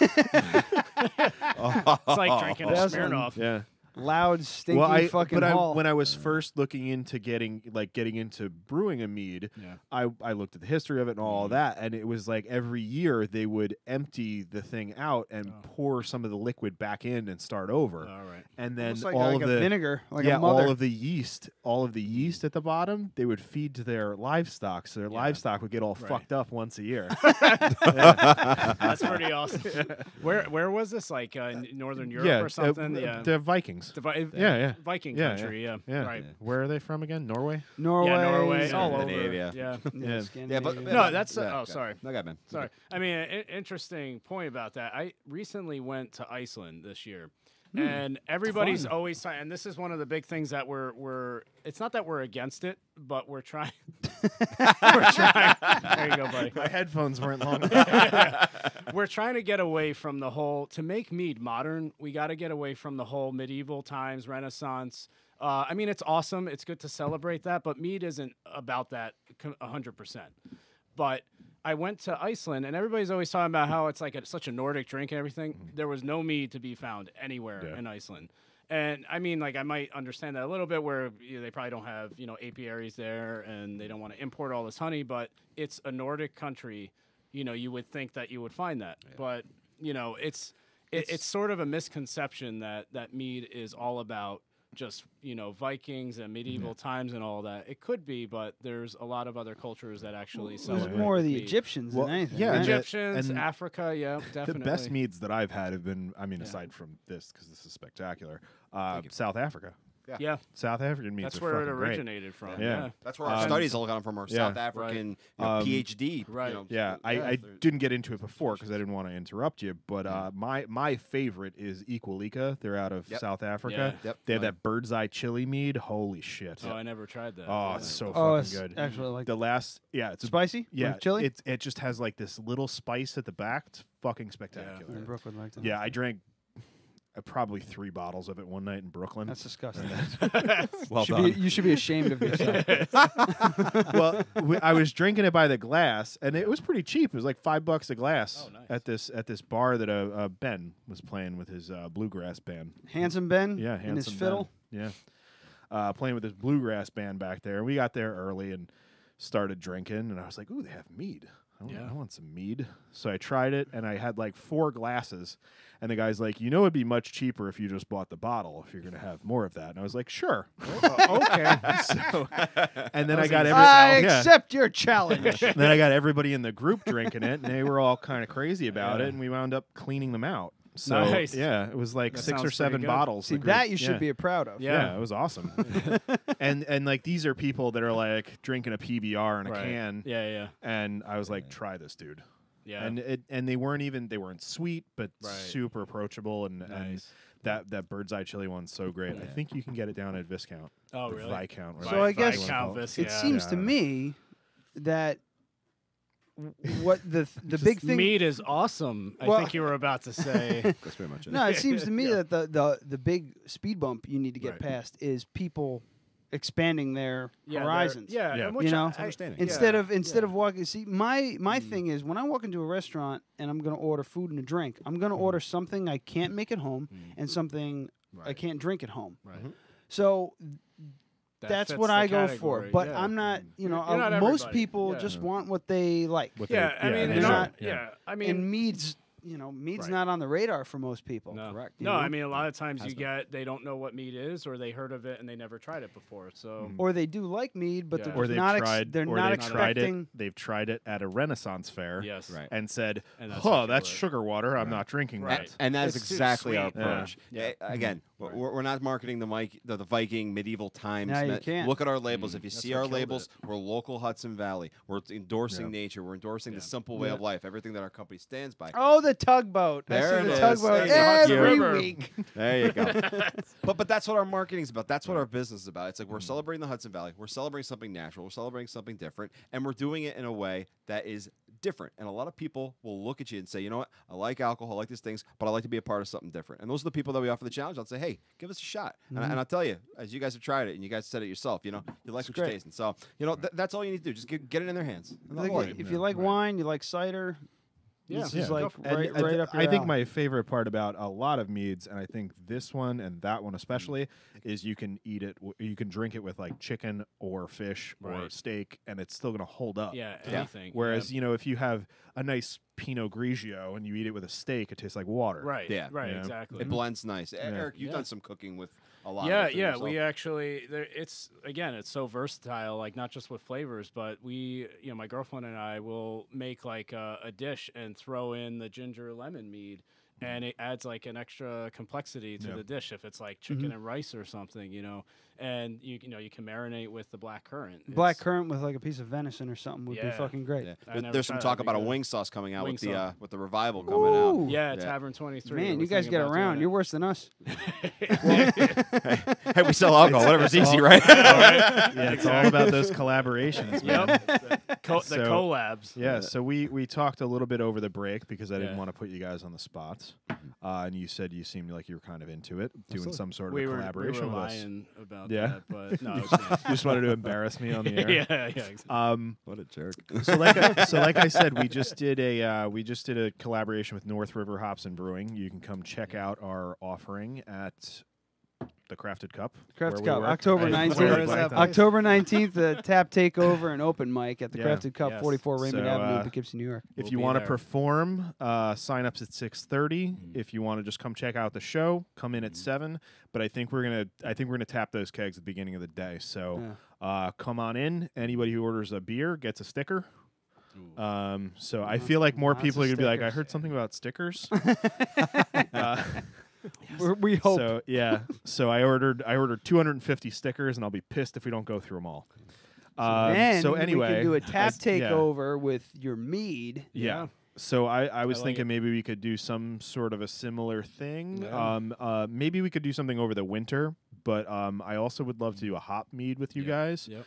So maybe we can take my hop harvest and do a quick one-off batch. Yeah, why I not? mean, it probably wouldn't be more than like a 10-gallon batch, but Yeah. if you're just we wet could just hopping it, do- We'll go with that. Right. because I've wet hopped meads before, and they Putting just you on the come spot. out This so is good. this is Oh, this yeah. is how, Yeah. this is what we do. Yeah. We get you on the show live in front of people, and Yeah. then say, "Hey, you want to do stuff with us?" Yeah, well, we kind of have to. No, that sounds awesome. Shit. Yeah, I mean, No, and we were Yeah, saying okay. we have some hops now that we can experiment with, but we Yeah. would totally use your hops So and test it out. Maybe we could do something over the winter with the Yeah. hops that you have. Yeah. And then maybe we could do something with fresh hops because wet hopping is where it's at. See, I for, mean, and we don't know much yeah. about beer at all, so Yeah. you would have to kind So- of teach us. So wet that hopping piece. is basically you harvest the hops and Mm. then within 24 36 hours they're going right in Yeah. to your beer and it goes in the fermenter. Right. You don't Okay. boil it. It's not for bittering. Gotcha. It's just for that like floral citrusy flavor that you get from hops. And they can come out really awesome. Nice. So They you're can taking also the live oils and you're rocking with Yeah, them. yeah. All It's right. just Yeah, you sounds throw it, you pitch your yeast, get everything started, and then throw your hops in, and that's it. I like and it. now the big thing with this is though, you do run the risk of contaminating your entire batch. Yeah. Absolutely. Right. So what a lot of people do when they wet hop, they throw it in the last few moments of the boil. Oh, okay. So we could do that too, Yeah. but with mead it can be a little bit more delicate. Right. So you can get kind of a bitter flavor. Yeah. Which you may just have to. I mean, You know, it would be kinda- like an kinda IPA. roll with it and, yeah. yeah. I mean, and Yeah. that's like part of what we're trying to do is get different sort of variety in our mead anyway. So if we want to get people that love IPAs, you do a hop mead that if it's bitter, that would be perfect anyway. So I got I'm some not an wormwood IPA in the guy. back. Yeah, if you want to get really crazy. Yeah, we'll do some. Throw some wormwood. Fucking plant 7 feet tall. No, I mean, we're down for any sort of experimentation. Maybe not wormwood. But. Yeah, so let's do it. Eric's down for any sort of experimentation. Just want to say. I'm not talking about meat. I'm talking about me. What? Well, I don't know. So let's. Yeah. We'll get together. We'll do a couple test batches. So maybe I'll, my idea contribution will be hops. You come up with something else that's not wormwood. Coffee. Hopped coffee. Hop coffee. I don't think know. so. I don't think that'd be good. No, but a wouldn't coffee mead would be really good. Yeah. No. And we. Or what about a coffee mead on oak? Speaking of mead, there's another bottle to open. Yeah. Oh yeah. I think so. What are we waiting for? What is going on here? Somebody's slacking. So Talk this to us doesn't. about this one. Now, this doesn't even have a label. Bottles that don't have labels get me all excited. Oh. This one is lemon, or sorry, not lemon ginger. It's It's your green coconut tea. green tea. There you Coconut green tea like a matcha. green cheese. Green cheese. go. Cream cheese. No, coconut green tea. It's actually. So what do you? So It's another Harney and Sons product. It's the coconut green tea that they have. oh, no kidding. But I'll tell you. I mean, we'll see what you guys say. I don't taste much of the coconut coming through in it, but you definitely get the green tea. So when does this come out? This is as soon as we can brew a 60 Oh, so this is batch. just This is just an new, experiment brand new. batch, Yeah, you're getting one of the first Holy tastes of this. Santa Claus Yeah. shit. Sorry, I'm spilling. It's a Dead Radio exclusive. 2-in-1 show. How fucking awesome. Cheers. All right. Cheers. Prost. Nastroja. That one's a dry one. Super dry. Yeah. I actually can't. I like the You're other right. one right before. I can only still taste the lemon. So. Oh yeah. So, I think you got to just chug the whole thing. I think that's how. I think this. I could taste the green tea. Super light because green tea is gonna be Now- light. it's light. Yeah, no, this is the cool part about this one. This one here, there are standard meats, which are just straight Holy up. shit! I can drink the hell out of this thing. There you go. I know, You have your lemon. It's I'm sorry, crushable. You have your honey and you have your water, and then you have your straight up conventional regular meats. And then we have the stuff that we provide, which are providing flavors that link to the consumer base. But this is about as close to a regular meat that just we have right here. traditional- Yeah. But this is again 10%, and this tastes like juice to a lot of people. Yeah. This yeah. is. It's very clean. Yeah. And And I did. It's crushable. We did not. Yeah, Yes. very crush. We did not filter this at all. This was not filtered. It's just like it just Really? is that amazing. And this is. it looks like a Sauvignon Blanc. right. Yep. Yeah. Yeah, they. I mean, they attenuate very nicely, especially because, like from what I've read. I mean, I haven't done as much as you guys have, but the yeast drops out pretty quickly in a lot of these just because they don't have anything to hold on to. Right. Because they've eaten Yeah. all the sugar. There's not a lot of Yeah. ingredients. You know. You could actually see it from when you transfer it to, at least in a glass carboy. In our fermenters, you can't really see what's going on in there, but in a 5-gallon carboy, you could see from the fermenter, the primary. You transfer it over, and like 2 days later, it's like all dropped to the bottom, and you could just see right through it. It's pretty nice. This has a tingle to it. This is Yeah. a little bit carbonated. It tastes not carbonated, but like effervescent. Yeah, a little. It's yeah, like it could a have it's that like a really light spring mineral water kind of. It could be. Yeah, I mean it's pretty fresh, so you know. Yeah. It's part of the active sugars that are probably still rocking It and could rolling. be in there, yeah. But what we do is, because of anybody who knows anything about brewing and bottling, you have to make sure you have a lot of your fermentables out of there, because if you don't, that's where you'll have glass grenades for anybody who brews. Yeah. So home brewers, make sure you have your fermentables right before you bottle, otherwise you got a problem. Yeah, that's actually the origin of the little indentation in the bottom of the bottle. Absolutely, Yeah, it's a common misconception was that it so that it wouldn't stick to the table, so you wouldn't need a coaster. But it's actually because of things exploding. Right. So if you look at a bottle of champagne, it's very severe. Oh, that yeah, indentation. right. Yeah. And that's because it distributes the pressure in the bottle more evenly. Oh. Because champagne bottles, before they did that, when they were flat bottom, the bottom would explode out. Right. And that's happened to me before with wine, and it sucks. Yeah, because if your bottle is round, right, that surface area it's more even. Right. And then you have all this pressure being exerted on one flat surface. It's the same idea as like a dome is more engineering wise, more stronger. Right. Happened to what's his name in Breaking Bad too, Uncle Schrader. Oh yeah, Schrader, bro. Yeah, I will definitely take a little bit more. This one's really good. Yeah, Thank you. You might as well top me off too. I don't have to work till later. Yeah, later in the day. I have a shoot at 4 p.m. tomorrow, so I'm feeling good about tonight. Oh my God! Yeah, there we go. Wait, Amy, if you're listening, we are saving you a little bit. Yeah, just a little bit. Just a little bit. I got this for Brooke. She'll like that. Yeah, she's a red wine. She's a red wine. Loves mead too, yeah. Oh, but yeah? more on Nice. the red wine thing. Okay, yeah, that's nice. I think combo this, like, it's the green tea coconut really like made me jump. Yeah, it needs. It definitely, I think, needs more green tea and coconut, just because I just want to taste those flavors. Yeah, but just this on it, this as it is it's pretty nice as it. It's yeah, just nice. one. It's just a nice, like, kind of palate from everything being so extreme in flavors. You know, you get a lot of flavor. This one is just very refreshing, very mellow and very refreshing. I feel like we did this backwards. Yeah. Yeah. Probably. We're working on it. But how do you feel? That's the real Yeah, question. exactly. I feel like $1 million. I get why we did this, because these two definitely should have been chilled over the other ones. Right. They don't really need to be. But, No, not really, They but lend yeah. themselves to it. Yeah. So I understand Yeah. why we did it. Yeah. But maybe if you do a tasting, do it the Oh, other way yeah. around. Yeah, Like start with this completely one. exact opposite Yeah. of what we did. Well, see, that's the cool part about mead. Eric and I, Yeah. we make the same products, but we have different views almost at how we serve it sometimes. Eric likes a lot of his on the room table temperature. room temperature, and me, I like mine chilled. I mean, Yeah. but you can enjoy them both ways, and that's the cool Yeah. part about it. You know? Yeah, exactly.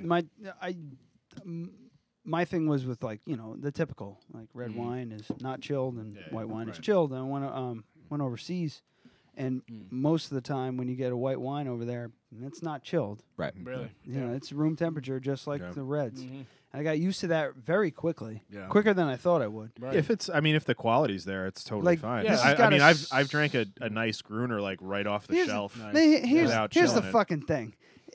They got shit over there too. Yeah, of course they Everybody do. does. They got plenty of Of shit course they over do. there. I'm not talking about like price point. I'm talking about like decent Yeah. wine, you know. Right. And I'm sure, they have just as much crap as we do. Yeah, well, it's prevalent also in the beer industry. I mean, if you look at foreign beers, a lot of foreign beers will be served at room temperature. If you take a lot of domestic American beers, some of them. Serve them at room temperature. Yeah, good luck with that. You Yeah, you wouldn't want to come near that with a 10-foot Nice. pole. You get what is that Keystone No beer comment. face? Yeah. The Beast. Yeah.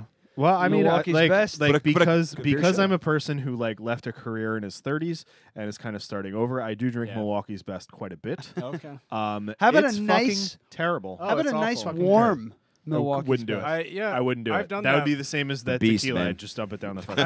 I mean, No this goddamn way. isn't like a confession or anything, but in college I would have Natty Light or Natty Ice warm because I don't know because I was in 5.9% alcohol. college. Yeah, I used to drink Awful. Red Dog. Red Remember Dog, Red Dog? yeah. I used to drink that warm That because was we my used to thing. steal it from behind the. From outside, that they used to keep it outside. Hey man, Oh, yeah. college days I split a 30-pack of Red Dog. Woke up the next day with like liver pains. It's terrible, man. But hey, it's college, you know. yeah, pretty much. That was the big bummer about going overseas. The beer. Yeah, Didn't have any of the beer. He was in Germany for Oktoberfest. yeah. and Why would couldn't you do fucking that to drink. yourself? Yeah, I'm German. Did Brooke my drink a family's beer? German. No. you didn't touch a beer. No, we didn't have any beer over there. Like, I wanted to. I really wanted to I just gotta like be say, hon- yeah. fuck it, and I'll deal with the consequences and have one.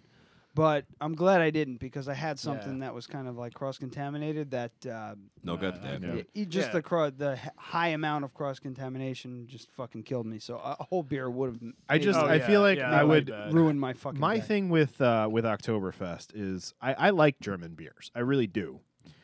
But I feel like if it was going to be the only beer that I was going to have possibly for the rest of my life, it wouldn't be a fucking liter. I mean, maybe if you went with like a nice, dark beer or something like that, but those beers are designed to drink a liter of. Yeah.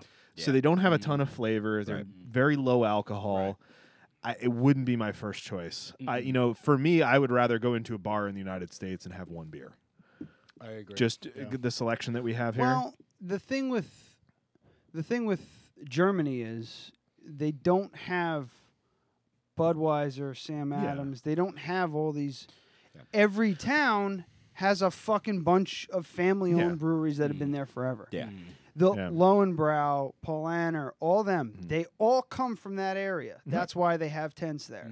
So you're drinking beer that's been served there for generations. Oh, and I completely agree with that and understand. But what I'm saying, in your position, I feel like you'd take a sip of it and you'd be a little disappointed. Oh, because there's beers that you like way better. Well, yeah, the variety of flavor. Like if you're gonna cheat, you're better off cheating with a Dead North Stout on the 19th. Oh, you know what I mean? Because you're gonna really like that beer. I like it. Good job. Nice. It's a nice American oatmeal stout. America. Yeah, but see, to me, I'm different. I'd sooner It'd be more about the experience. It'd be more about the experience and the fact that you're drinking a fucking liter of beer that has been served there for fucking hundreds of years. Germany. You know I'm gonna do it someday. I'm gonna go there and I'm gonna drink fucking 10 liters of beer. It's gonna be awesome. But what I'm saying is just like, if you said, okay, if fucking Jesus came down from heaven and said you can drink just one day, you'd probably go to a place like Schatzi's and have 12 different beers. You know what I mean? Oktoberfest was really fun. What I'm trying to say is you put a lot more emphasis on the pomp and circumstance of that. No.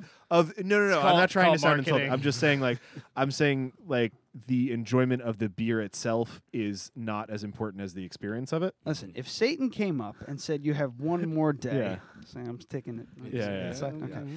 You have one day to drink and then that's it. You're out. You're done. Whatever the hell. I would rather do it at Oktoberfest, just drinking all day fucking. You see, I would rather do it at like a craft beer fest in the United States because that's like the beers that I like better. Oh well, that's what I'm saying. Taste goes along with it. I don't mind the whole Britty, malty, yeasty. But isn't that life though? You got experience and you got you got what you like. So this conversation just fucking took a shit. Kind of. I mean, I've been enjoying it. I don't know. Yeah, and I mean, I do like those beers, and it's enjoyable, but it's enjoyable because it's a thing. It's not like if you just had a pint of beer at home, so let's say you had like a really nice, like, American stout, like something, one of your favorites. Just think like fucking Nitro from Left Hand or something like that. Okay. Something like that. Boulder versus Shake. What was that? Versus a fucking Czech Pilsner. What was that? The Bitches Brew. Just think about the most amazing stout you've ever had. You gotta go with a stout versus a pint of if you could have one last beer, not at Oktoberfest, it was in your house, and you had to pick one. You wouldn't pick any of those beers that they had there. No. Yeah. That's what I'm trying to say. That's the core of what I'm trying to say. You should have said that to begin with. I did, but you were so hung up on everything else. He just loves Oktoberfest. Yeah, like if I had one day to drink, I probably wouldn't go anywhere. I'd go to halftime and buy all the beers that I like. Just break them open. And then invite all my friends over and have a pizza party and drink all the beers that I love. I wouldn't go to Germany and go to Oktoberfest. You know what? All right. You've You turned get what me. I mean? Yeah, you've turned me. It would also take half the day to get to Germany anyway. So you'd Yeah, be killing the half the day of the rest of your life. It's a long flight. Yeah. Very long flight. Unless this is way in the future and you're like, excuse me, do you serve beer on this flight? And they're like, yes, we have Budweiser. We have Bud Light, Coors Light, and Miller Light. Because no one drinks Miller. Speaking of which, do you have anything gluten free? Yeah, nope. I really think you missed an opportunity with the gluten free thing, just for the video. I wanted him to be in the tent in Oktoberfest. With a fucking camera, I'll just do it. So the camera's pointed at his face. Yeah. And he looks at the girl. He goes, "Do you have anything gluten-free?" And she says something in German to him. And he goes, "Do you have anything gluten-free?" Scheiße. And then she just walks away, just shaking her head. That would be great.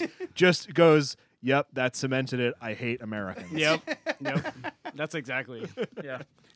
Saying gluten free in German is really easy. Yeah. What is it? It's gluten fry. Gluten fry. Yeah. Simple. I got around. Fried gluten. Not like fry, like French fry. Yeah, fried. What would it be? fried gluten. F-R-I-E? I'm sorry, freedom fry. Freedom fry. It's gluten F-R... UI? EI? F-R-I-E. IE? I-E. Mm-hmm. You sure? Mm-hmm. We'll put a question. 100%. It looks Because you're like, gluten fry? No. It looks like gluten fries. No. You know what? You are right. It is EI. Yeah, I always mix them I'm up. not changing it. Yeah, that's staying. No, it's funny we bring up like Anheuser-Busch and all that. I hate talking about those guys, but they had a commercial recently. I don't know if you've seen this, but it's Talking about how American it is. Yeah, it's talking about how and they're owned by a fucking European company. Yeah, that's exactly. Yeah, they got sold to the InBev. Yeah, but aren't they Dutch? Belgian, yeah. Oh, Belgian. Okay, whatever. yeah, Same fucking like years ago. Yeah, it was it was a 10 while years ago.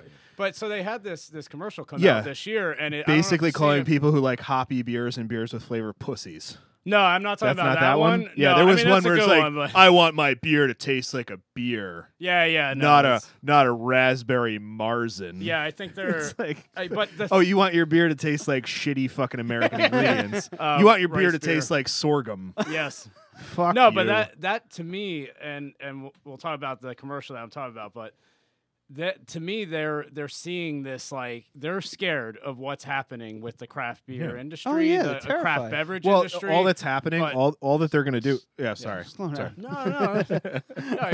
But the commercial that I'm talking about, it's I only seen it online. I don't know if they have it on TV or whatever. They do. But I've seen it. Yeah, it's like they're in it. It's a medieval whatever. It's like a Renaissance setting, and it's a king and queen sitting in a dungeon, and there's people coming up to them, giving them gifts, and everybody's bringing fucking Bud Light to them, and they're like, "Oh, dilly dilly" or whatever, and then a guy shows up, and he gives them what they quote unquote honey mead. Which, first of all, honey is mead wine. fucking redundant as hell because they don't know what the hell they're talking about when they made this commercial.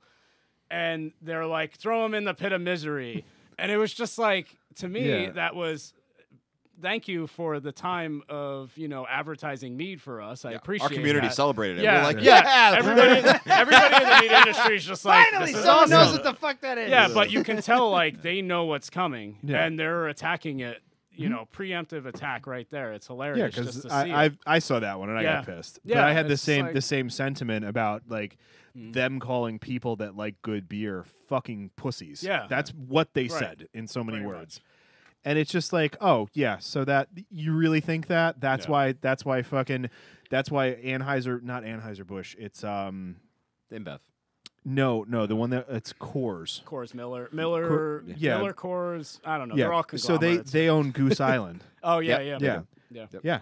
No shit. Yeah, Well, I mean- that's been years, Yeah. and I didn't even know about it. That's like Blue Point Brewery. I mean, Yeah. I love toasted lager. Blue Point is one of my favorite fucking breweries, and they've been bought up too. Yeah, they were bought up. I don't Yeah. blame them. They got some Yeah, money, but that's what they're gonna fucking do. Yeah. You ever see That's the only way that those industries they're gonna go. Okay, well we're at the point now where you got a 5-year burn to where we're fucking losing money. Right. So we need to scap up these fucking markets. Yeah, they're playing an acquisition game. It's all buying and that's what's gonna happen. shelf space. That's all. Yeah, Yeah. It's buying the label, buying the recipe, and then they mass produce it. You ever see Founder? That new movie? It's No, on I Netflix. haven't seen that yet. Yeah, I've seen it. Yeah. I watched that last night. Brilliant movie. Yeah. Michael Keaton he's so and good. Was very well done. Nick Offerman. Yeah, and I the still other haven't guy, seen it, but I heard it who's was the great. other guy from Fargo? I can't remember his name. Yeah, I can't remember his name. I was talking about. Yeah. He's great. Yeah. Whatever. They're good. But Fargo's that movie was like, by the end of it, at first I was like, oh, this is kind of like fun and everything. And by the end of it, I was just like, fuck Ray Kroc. Fuck him. I'm glad he's dead. He's like a piece of shit. Yeah. That's that.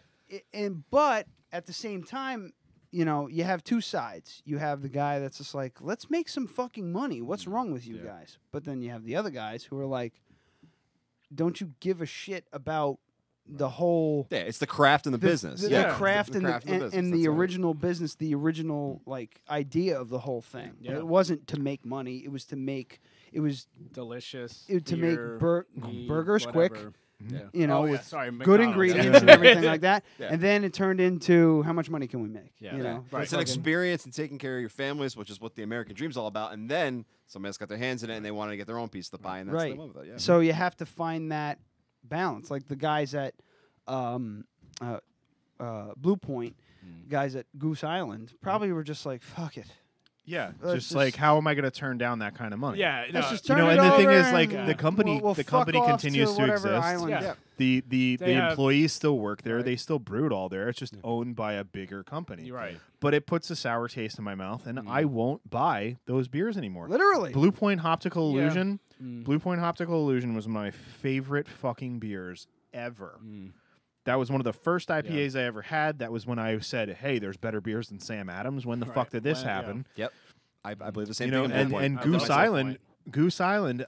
I found out about this a couple of years ago when every time I turned on Spotify, it was like Goose Island, blah blah blah, Goose Island. Yeah. And it was this really douchey advertisement. I was Right. like, this That's feels how you super know. corporate and Yeah. super weird. And why are they pushing it so much? And I'm listening to it every Yep. single fucking And commercial break. It's funny you say Never it even because noticed that. That's like the cider industry. They were ahead of the game. InBev, like they own Johnny Appleseed or whatever that cider is, and you see these commercials come out, and it's kind of like, you know, corporate-y, very crisp, and it's like there's no way that this is a company that they grew from the bottom up. Oh, and it's just like it throws you off, and then you look into the background of it. It's like, oh, InBev owns it. Yeah. So Eric and I did the same thing. Yeah. You remember when Boddington was bought? yeah, Boddington. Boddington was I one of the fucking ones love they used to, Boddington, and it's a great beer. Yeah. It's a nice brown ale. Yeah. And it was a phenomenal beer. But as soon as it was bought out, Eric and I we talked we about it. We don't- said no more. We'll buy it again. Yeah. Because that's how we believe it too. We believe in the small Yeah. craft Well, breweries. because it's And like, I don't care if it's halfway across the fucking country. Like, I appreciate a beer more if it's a mom and pop operation. Yeah. Right. And even bigger companies like Long Trail's still privately owned.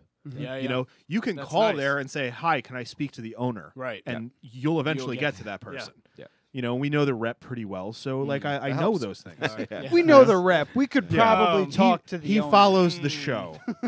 Well then. He texts me and asks me to put beers on tap at Crafted Crew. Okay. So we're not And it really all friends. comes He's just trying to get money out of us.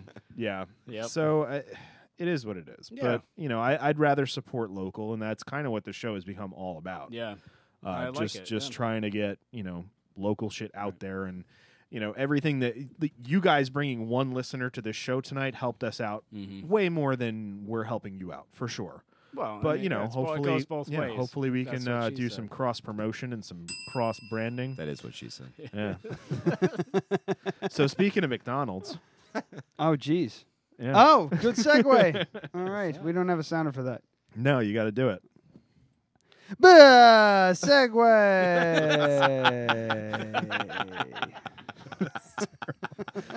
All right. Can you, That is just so awful. I don't know if you want to throw this up on the screen over there, but Loud noises. it's not that I'm not a Rick and Morty fan. I've just never watched the show. You guys watch Rick and Morty? No. So I know of it. But So apparently Rick and Morty is a very popular cartoon, and Ryan can speak to this more than anyone in the room, obviously. Oh, you don't watch yeah, it, do you? I don't watch it. It is the fucking best cartoon Really? on TV. Absolutely. Hands down. Hands down. So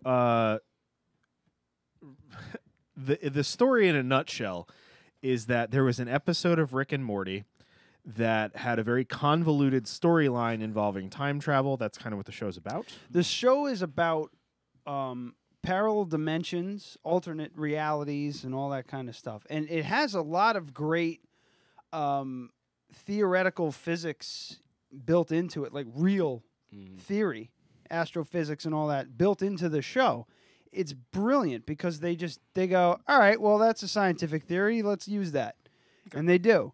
And so it's Rick is the mad scientist. He's also a high-functioning alcoholic. Yeah. Nice. And his grandson, Morty. They just basically go on adventures. It's like Mr. Peabody and whatever the fuck. It's his just name like is. really vulgar, right? Yeah, incredibly, Nice. like way So, insane. Nice. So they had a convoluted brilliant storyline show. in which I'm not going to get into that, but basically they go back into the 90s, and it's when McDonald's was serving Szechuan sauce to promote the movie Mulan. I remember that too. I did not know about that. So at some point, this starts to go viral. It starts trending on Twitter that McDonald's should bring it back. So McDonald's says, hey, this is a super easy marketing thing that we don't have to pay anyone for. So they even had like the stick lettering, you know, where it looks like sticks Yeah. arranged, like it So- says Szechuan. Yeah. Oh yeah. So let's just play. I haven't watched this, but let's just play this really quick. So it's a minute long. All right, Rick, I'm gonna go to my. Not so fast, Morty. You heard your mom. We've got. Wait, we're gonna adventures get to go fucking on, pinched Morty. for this, Just aren't you we? and me. Maybe. Everyone Sometimes talk your over sister it. and Everyone sometimes talk. your mom, but never your dad. You wanna So, know yeah. why, Morty? Because he crossed me. Okay, take it easy, Rick. That's dark. Oh, it gets darker, Yeah, Morty. so- What Welcome is to the this darkest on? year of our adventures. Is this like First Cartoon thing that's Network? different. It's on Adult Swim. Yeah, Adult Swim, Cartoon Cartoon Network. Network, yeah. And the government go away. Oh, I've replaced them both as the de facto patriarch of your family and your universe. Your mom wouldn't have accepted me if I came home without you and your sister. So now you know the So real reason this I is like an rescued you. alternate version of him, right? From a different dimension or something? No. No, this is They him? they That's him. follow him in this, let's call it this reality, and Yeah. he jumps to different. They can jump to different realities, and they have Yeah. to restabilize their lives. When I came in one time, you guys were watching an episode where it was like four corners of the screen and it was all different realities happening at the same time. Yes. Yeah. That's my series arc, Morty. If it takes 9 seasons, I want my McNugget dipping sauce Szechuan sauce, Morty. That's going to take us all the way to the end, Morty. 9 more seasons, Morty. 9 more seasons until I get that dipping Szechuan sauce. So the whole point of it is that there is no point. Yeah. The only reason that all of this is happening is because of Szechuan sauce. Yeah. So There's an here, so let's, yeah. real quick. Where there are was we an, going with? we were talking about McDonald's, right, and then right. Yeah. you know. So, but I because- wanted to talk about because this we've today had a bunch of because this is mead. nuts. Anyway, go ahead. So they see this as kind of a joke, and they see it as a marketing opportunity because it was trending. I mean, there were thousands and thousands and thousands. So then they release it in very, very limited amounts. Like some restaurants only got like 20 or 30 packets of this stuff. Okay. Oh, wow. And people started freaking the fuck out. There were people that drove from Canada like 300 and 400 miles to go get this stupid Szechuan sauce. Somebody sold two like little dipping containers of Szechuan sauce on eBay for $800. Sadly, I believe that. Yeah. Yeah, America. there's video of it. Look America. at It's how these guys. fucking rabid. America. Yeah, this is insane.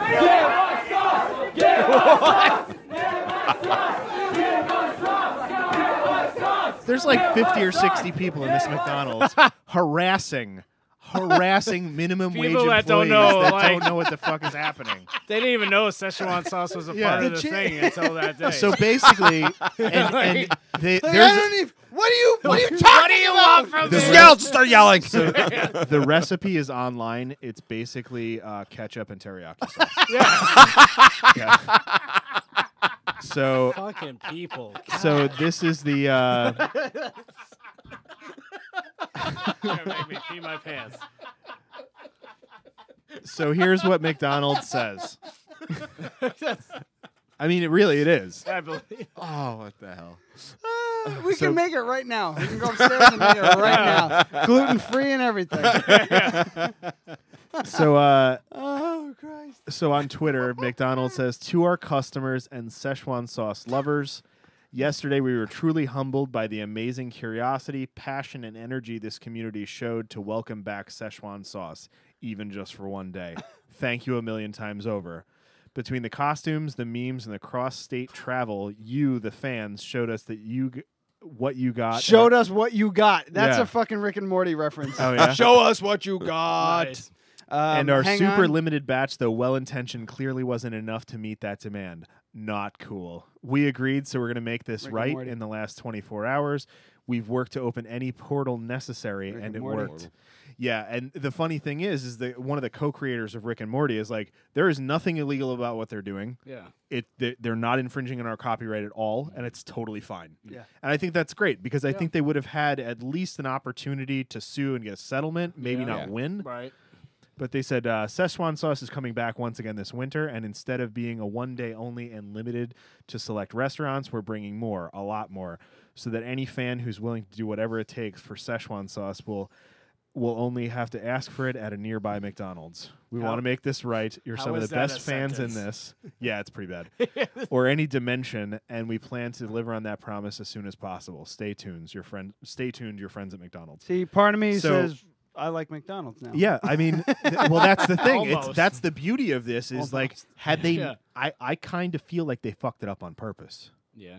Oh, so that they it would have been a completely non-story. Right, I never would have heard of this. So let's get people pissed off, and then let's bring it in, and now go. We stupid didn't realize people like Ryan like McDonald's we again. Didn't, yeah. Oh, God, they got you. Got me. Yeah, that's the. It's brilliant. It's fucking brilliant. All right, so because they've done the same thing in the past with the McRib. Yeah. You create this fake fucking like there's not enough. What is it? When there's not enough of things.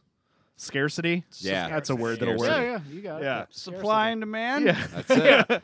Economy. Global economic something. Yeah, so I think that this was very smart because they had, there's some, it might not be on here, but I did a lot of reading on this. And there was like one McDonald's that had a sign up that said, unfortunately, we did not receive our delivery of Szechuan sauce. Very sorry, but it was like a poster that was it was printed out. No, there was so they they sent them a poster that said that they don't have it, but they couldn't send them the sauce. Right, and there were some restaurants that only got like 15 packets. So it was definitely there's some well orchestrated. There's some fuckery going around. They're McDonald's. They can get that sauce if they want that sauce. But if you think about it, McDonald's hasn't engaged anyone under the age of 30 in 10 years. No one's going there because it's viewed as crappy food that's bad for America and makes you fat. I mean, they've I hate them. They've dropped, I hate them. They've dropped like 5% per year for the last like 15 years. I haven't eaten McDonald's in like 15 years. I think. Yeah, I swore off of it a lot. Yeah. Then Me too. I'll have fast food once in a while. One. Like I kind of like I'm okay with having like a Wendy's cheeseburger like every couple of months. Bet your ass I'm going there for some Szechuan sauce now. There you go. Definitely not going to be gluten free. So the lesson of the day is we should piss people off. Yeah. You should do a Szechuan Mead. Szechuan Mead. Just about to. Fried rice mead. All right, now I gotta try and spell Szechuan. S-C-Z. Oh, there you go. It's SZECHUAN. Yeah. I gotta look at it. I got every letter I'm gonna need to look at. It's almost like a session beer, but Szechuan Mead. Yeah, you'll notice that in the mead business, puns are like golden. It's just so many puns. Ugh. Puns are giving me headaches sometimes. Yeah. Some of them are good though. Yeah, you won't want to see our banner then. It's what is it? What is ours? Very nice, Eric. I forgot. We meet business. We meet business. Yeah, we meet business. That's terrible. I know, but that's why it's so great because it's the biggest dad joke ever. Yeah. Hey, don't judge me. Don't judge me. It's terrible in a good way, but it is terrible. It's terrible. I died a little inside saying it. No, and then what was the other one? There's Mead to Perfection. Mead to Perfection. But the killer one. The killer one. Business. The killer one is the T-shirt one. Oh, yeah. Oh, there's 3. Yes. Wait, there's more. So we Mead business. Yeah. Mead to Perfection. Yeah, those are the two our business stood by. But okay. We have one that we love. A T-shirt? Long term, we love cider. We like to make our own ciders long term. We got to make a T-shirt that says, get your mead. And then on the back of it says, and cider. Get your mead and cider. That's super. See, I like that one. That's a good one. Some people love it, but it must be the way I'm delivering it because whenever I say that to somebody, they're just like, yeah. Because I didn't get it until you said it fast. They're like, just stop saying it. It's just okay. You put the front and the back, and then you tell them to read it fast. So what I would suggest? Maybe it's his radio voice that's delivering it better. So this will market it towards the young kids. But the hashtag get your mead and cider. All one thing. I like it. No spaces, no nothing. Because then people are going to go, what the fuck is that? and then they're gonna say it a couple times, and then I think they'll get it. They'll start getting. That It's could be a hot solid. song. It's It a could be a hot solid song. idea. I like it. Or just a yeah. Valentine's I like the Day hashtag. thing, and just instead of cider, Oh. just say inside her. Oh yeah, the whole Yeah. yeah. Like And not it's even just be a a bottle pun. of mead with a bow and a rose Inside attached her? to it. Inside. Get your mead Inside her. inside her. All right. I think we went. Don't beyond. even go subtle. Just go right. Yeah. Yeah. Just drill it home. Fucking hit. That's the not, bean. That's not a pun anymore. But That's straight up sexual innuendo. yeah, that's just sexual. That's, But it's Will TTV block us on that? it's Yeah, good maybe. press. You get sued like a civil lawsuit for sexual harassment. Right. But And Great exposure. Salt Point Great Meadery exposure. gets Exactly. sued Yes, for you're sexual right. harassment. That's the headline. Yeah. right. So Great people exposure. go, That's what she said. You know, "These It's guys why are we- disgusting. It's why we I keep wonder what- trying to get our guests drunk so they'll get a DWI on the way home. Oh, solid. They'll sue him. He'll lose his house, but we'll get a lot of listeners. There you go. Nice job. Well, I mean, Oh boy. that might not happen tonight. I might pee my pants, but that might Yeah. happen. Oh yeah. Yeah. I gotta go too. Yeah. You Yeah. guys gotta take a So break. let's wind it down. But All right. but in all seriousness, before you do that, I need to apologize Uh-oh. profusely to my lovely girlfriend Amy Sicilione because she was right that flamingos are pink because they eat shrimp. It's true. It sounds ridiculous, but it's sounds true. More And to know. I laughed at her. I laughed at her for 2 solid minutes, and I just said, I'm sorry, but you're wrong. There's no way that that's true. And she believed me. She said, wow, I feel like an idiot, and then Googled it the next day and told everyone. She's like, fucking flamingos are pink because they eat shrimp. And it's true. Flamingos are Wow. actually gray, Wow. but their coloration is due to feeding on brine shrimp and blue-green algae. That's crazy. Yeah. Seriously. the more So you know. I was more you wrong. know. How many times have you heard me say that?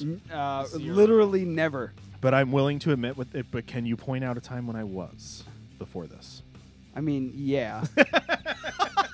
I mean, But I've never heard you say I I was- am wrong. I was You've under- gone, oh well. No, in this situation, I was unequivocally wrong. There was no arguing about it, and I promised her, even though we didn't talk about it on the show, I would tell the audience that she was correct. Oh, also, Amy was on the chive. That was fun. oh, nice. Yeah. Oh so yeah, we real checked that quick. out. Yeah, we have a new addition to our Dead Radio family, along with Timmy, his new BFF, Bryce and Tanner. That Amy found at the. I found it. But you I found said, it. yeah, but I was like, can you hold this? And she just holds it up. I was like, no, hold it like it's a baby. Yeah. She holds it like a baby, and I got it on the chive. 'Cause Yeah, took pictures things you of find it. in the thrift shop. You guys did a number on this guy. Yeah. No, Congratulations. I'm not Accomplished. even close.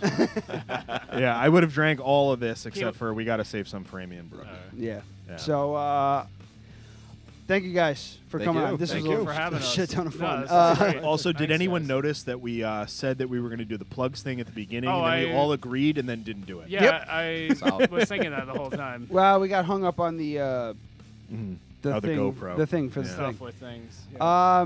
It's Salt Point Meadery, saltpointmeadery.com. Mead is spelled M-E-A-D. Meadery is spelled M-E-A-D-E-R-Y. No T in there. not a butcher. Yeah. Facebook.com/saltpointmead, at Salt Point Meadery on Instagram. You guys are doing We got like an unveiling type yeah, thing. Absolutely. tasting Of, event. a Yeah. tasting event, and it's your Tavern 23. your mead's going to be officially available Right. at Tavern 23. It's 23 Verrazano Boulevard in Poughkeepsie on October 14th. That's this Saturday. weekend, this Saturday. Yeah. Absolutely. And on we'll the be there. 15th, you said you had something else going on. 15th. Yep. Got Yeah, Fall we'll- Festival out in Fall Crown Festival. Maple in Denver.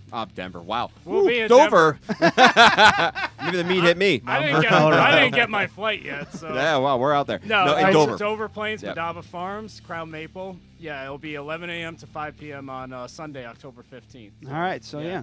get your go out Get your honestly meat on. and drink these guys fucking meat. That's It's, fucking great, it's dude. fantastic. Thank you. If you're a wine drinker, if you're a cider vinegar, or Cider vinegar. vinegar. If you're a Feel like cider apple vinegar, cider vinegar. you'll love this. Warning: you may not be able to speak Yeah, right yeah, after yeah. drinking our meat. We're all. Yeah, And okay. just so you know, the Hudson Valley Brewers Association gave them a 97% rating on their mead. So Yes. Thank you. If you don't like it, then fuck you. Yeah. All right. Let's hear some titles. All right. So we have, can you define racist? It's a question mark at the end. A record. Yeah, that was 10 minutes before we started recording. I won't It's, disclose who said it. Actually, it's more like a... Holy Santa Claus shit. It's a Dead Radio exclusive. Kinda. It's more like a record. Yeah, that's didn't apply. Thanks for. yeah. Thanks for that, though. So we have Pilgrim's Revenge. Yep. Which might be a fun like Halloween seasonal mead. Mm-hmm. Yeah. Like you get like the badass. werewolf wine with the glow in the dark fucking label. Yeah, you could put acorn beer in it, like acorn mash. Yeah. Maybe Keep not. going. Maybe not. We Continue like nothing happened. Carney Keg. That's right. I just wrote hashtag nanomeadery because I think we should proliferate that. Yes. Oh, sure. You gotta milk the bees. Okay. Salt Point Meadery. Go shit in a hat. I did not read that. Gluten Fry. Uh-huh. And Szechuan Mead. Guys? What do you guys think? I don't know. You get those McDonald's packets, and we'll give it a shot. Yeah, Szechuan Mead. You like the Szechuan Mead? I like the Szechuan Mead. So I did have an idea when my life was in shambles and I was working at Starbucks. Yeah. I thought about making a full batch of mead just with the packets of honey from Starbucks. How long would that take? I mean, That would I take a long time. figured I could probably take like a handful a day, so Yeah. maybe 10, 20 packets. So that's 10 or 20 ounces at a time. Oh my God! It's like the Johnny Cash song. What's that? One piece at a time. Oh yeah. You built a car by stealing from the factory Yeah, over yeah. the course of like 10 years. So maybe I should revisit. But if you did a fucking Szechuan mead using McDonald's Szechuan sauce as an ingredient, We'll use that would be the fucking whole incredible. So I think we got to go with Szechuan mead. And a hashtag on nanomeadery. Nanomeadery. I like it. Any other hashtags in there? I really like you. Milk bees. Let's just go hashtag milking bees. Milking Okay. bees. That's how honey's made, I thought. Yeah.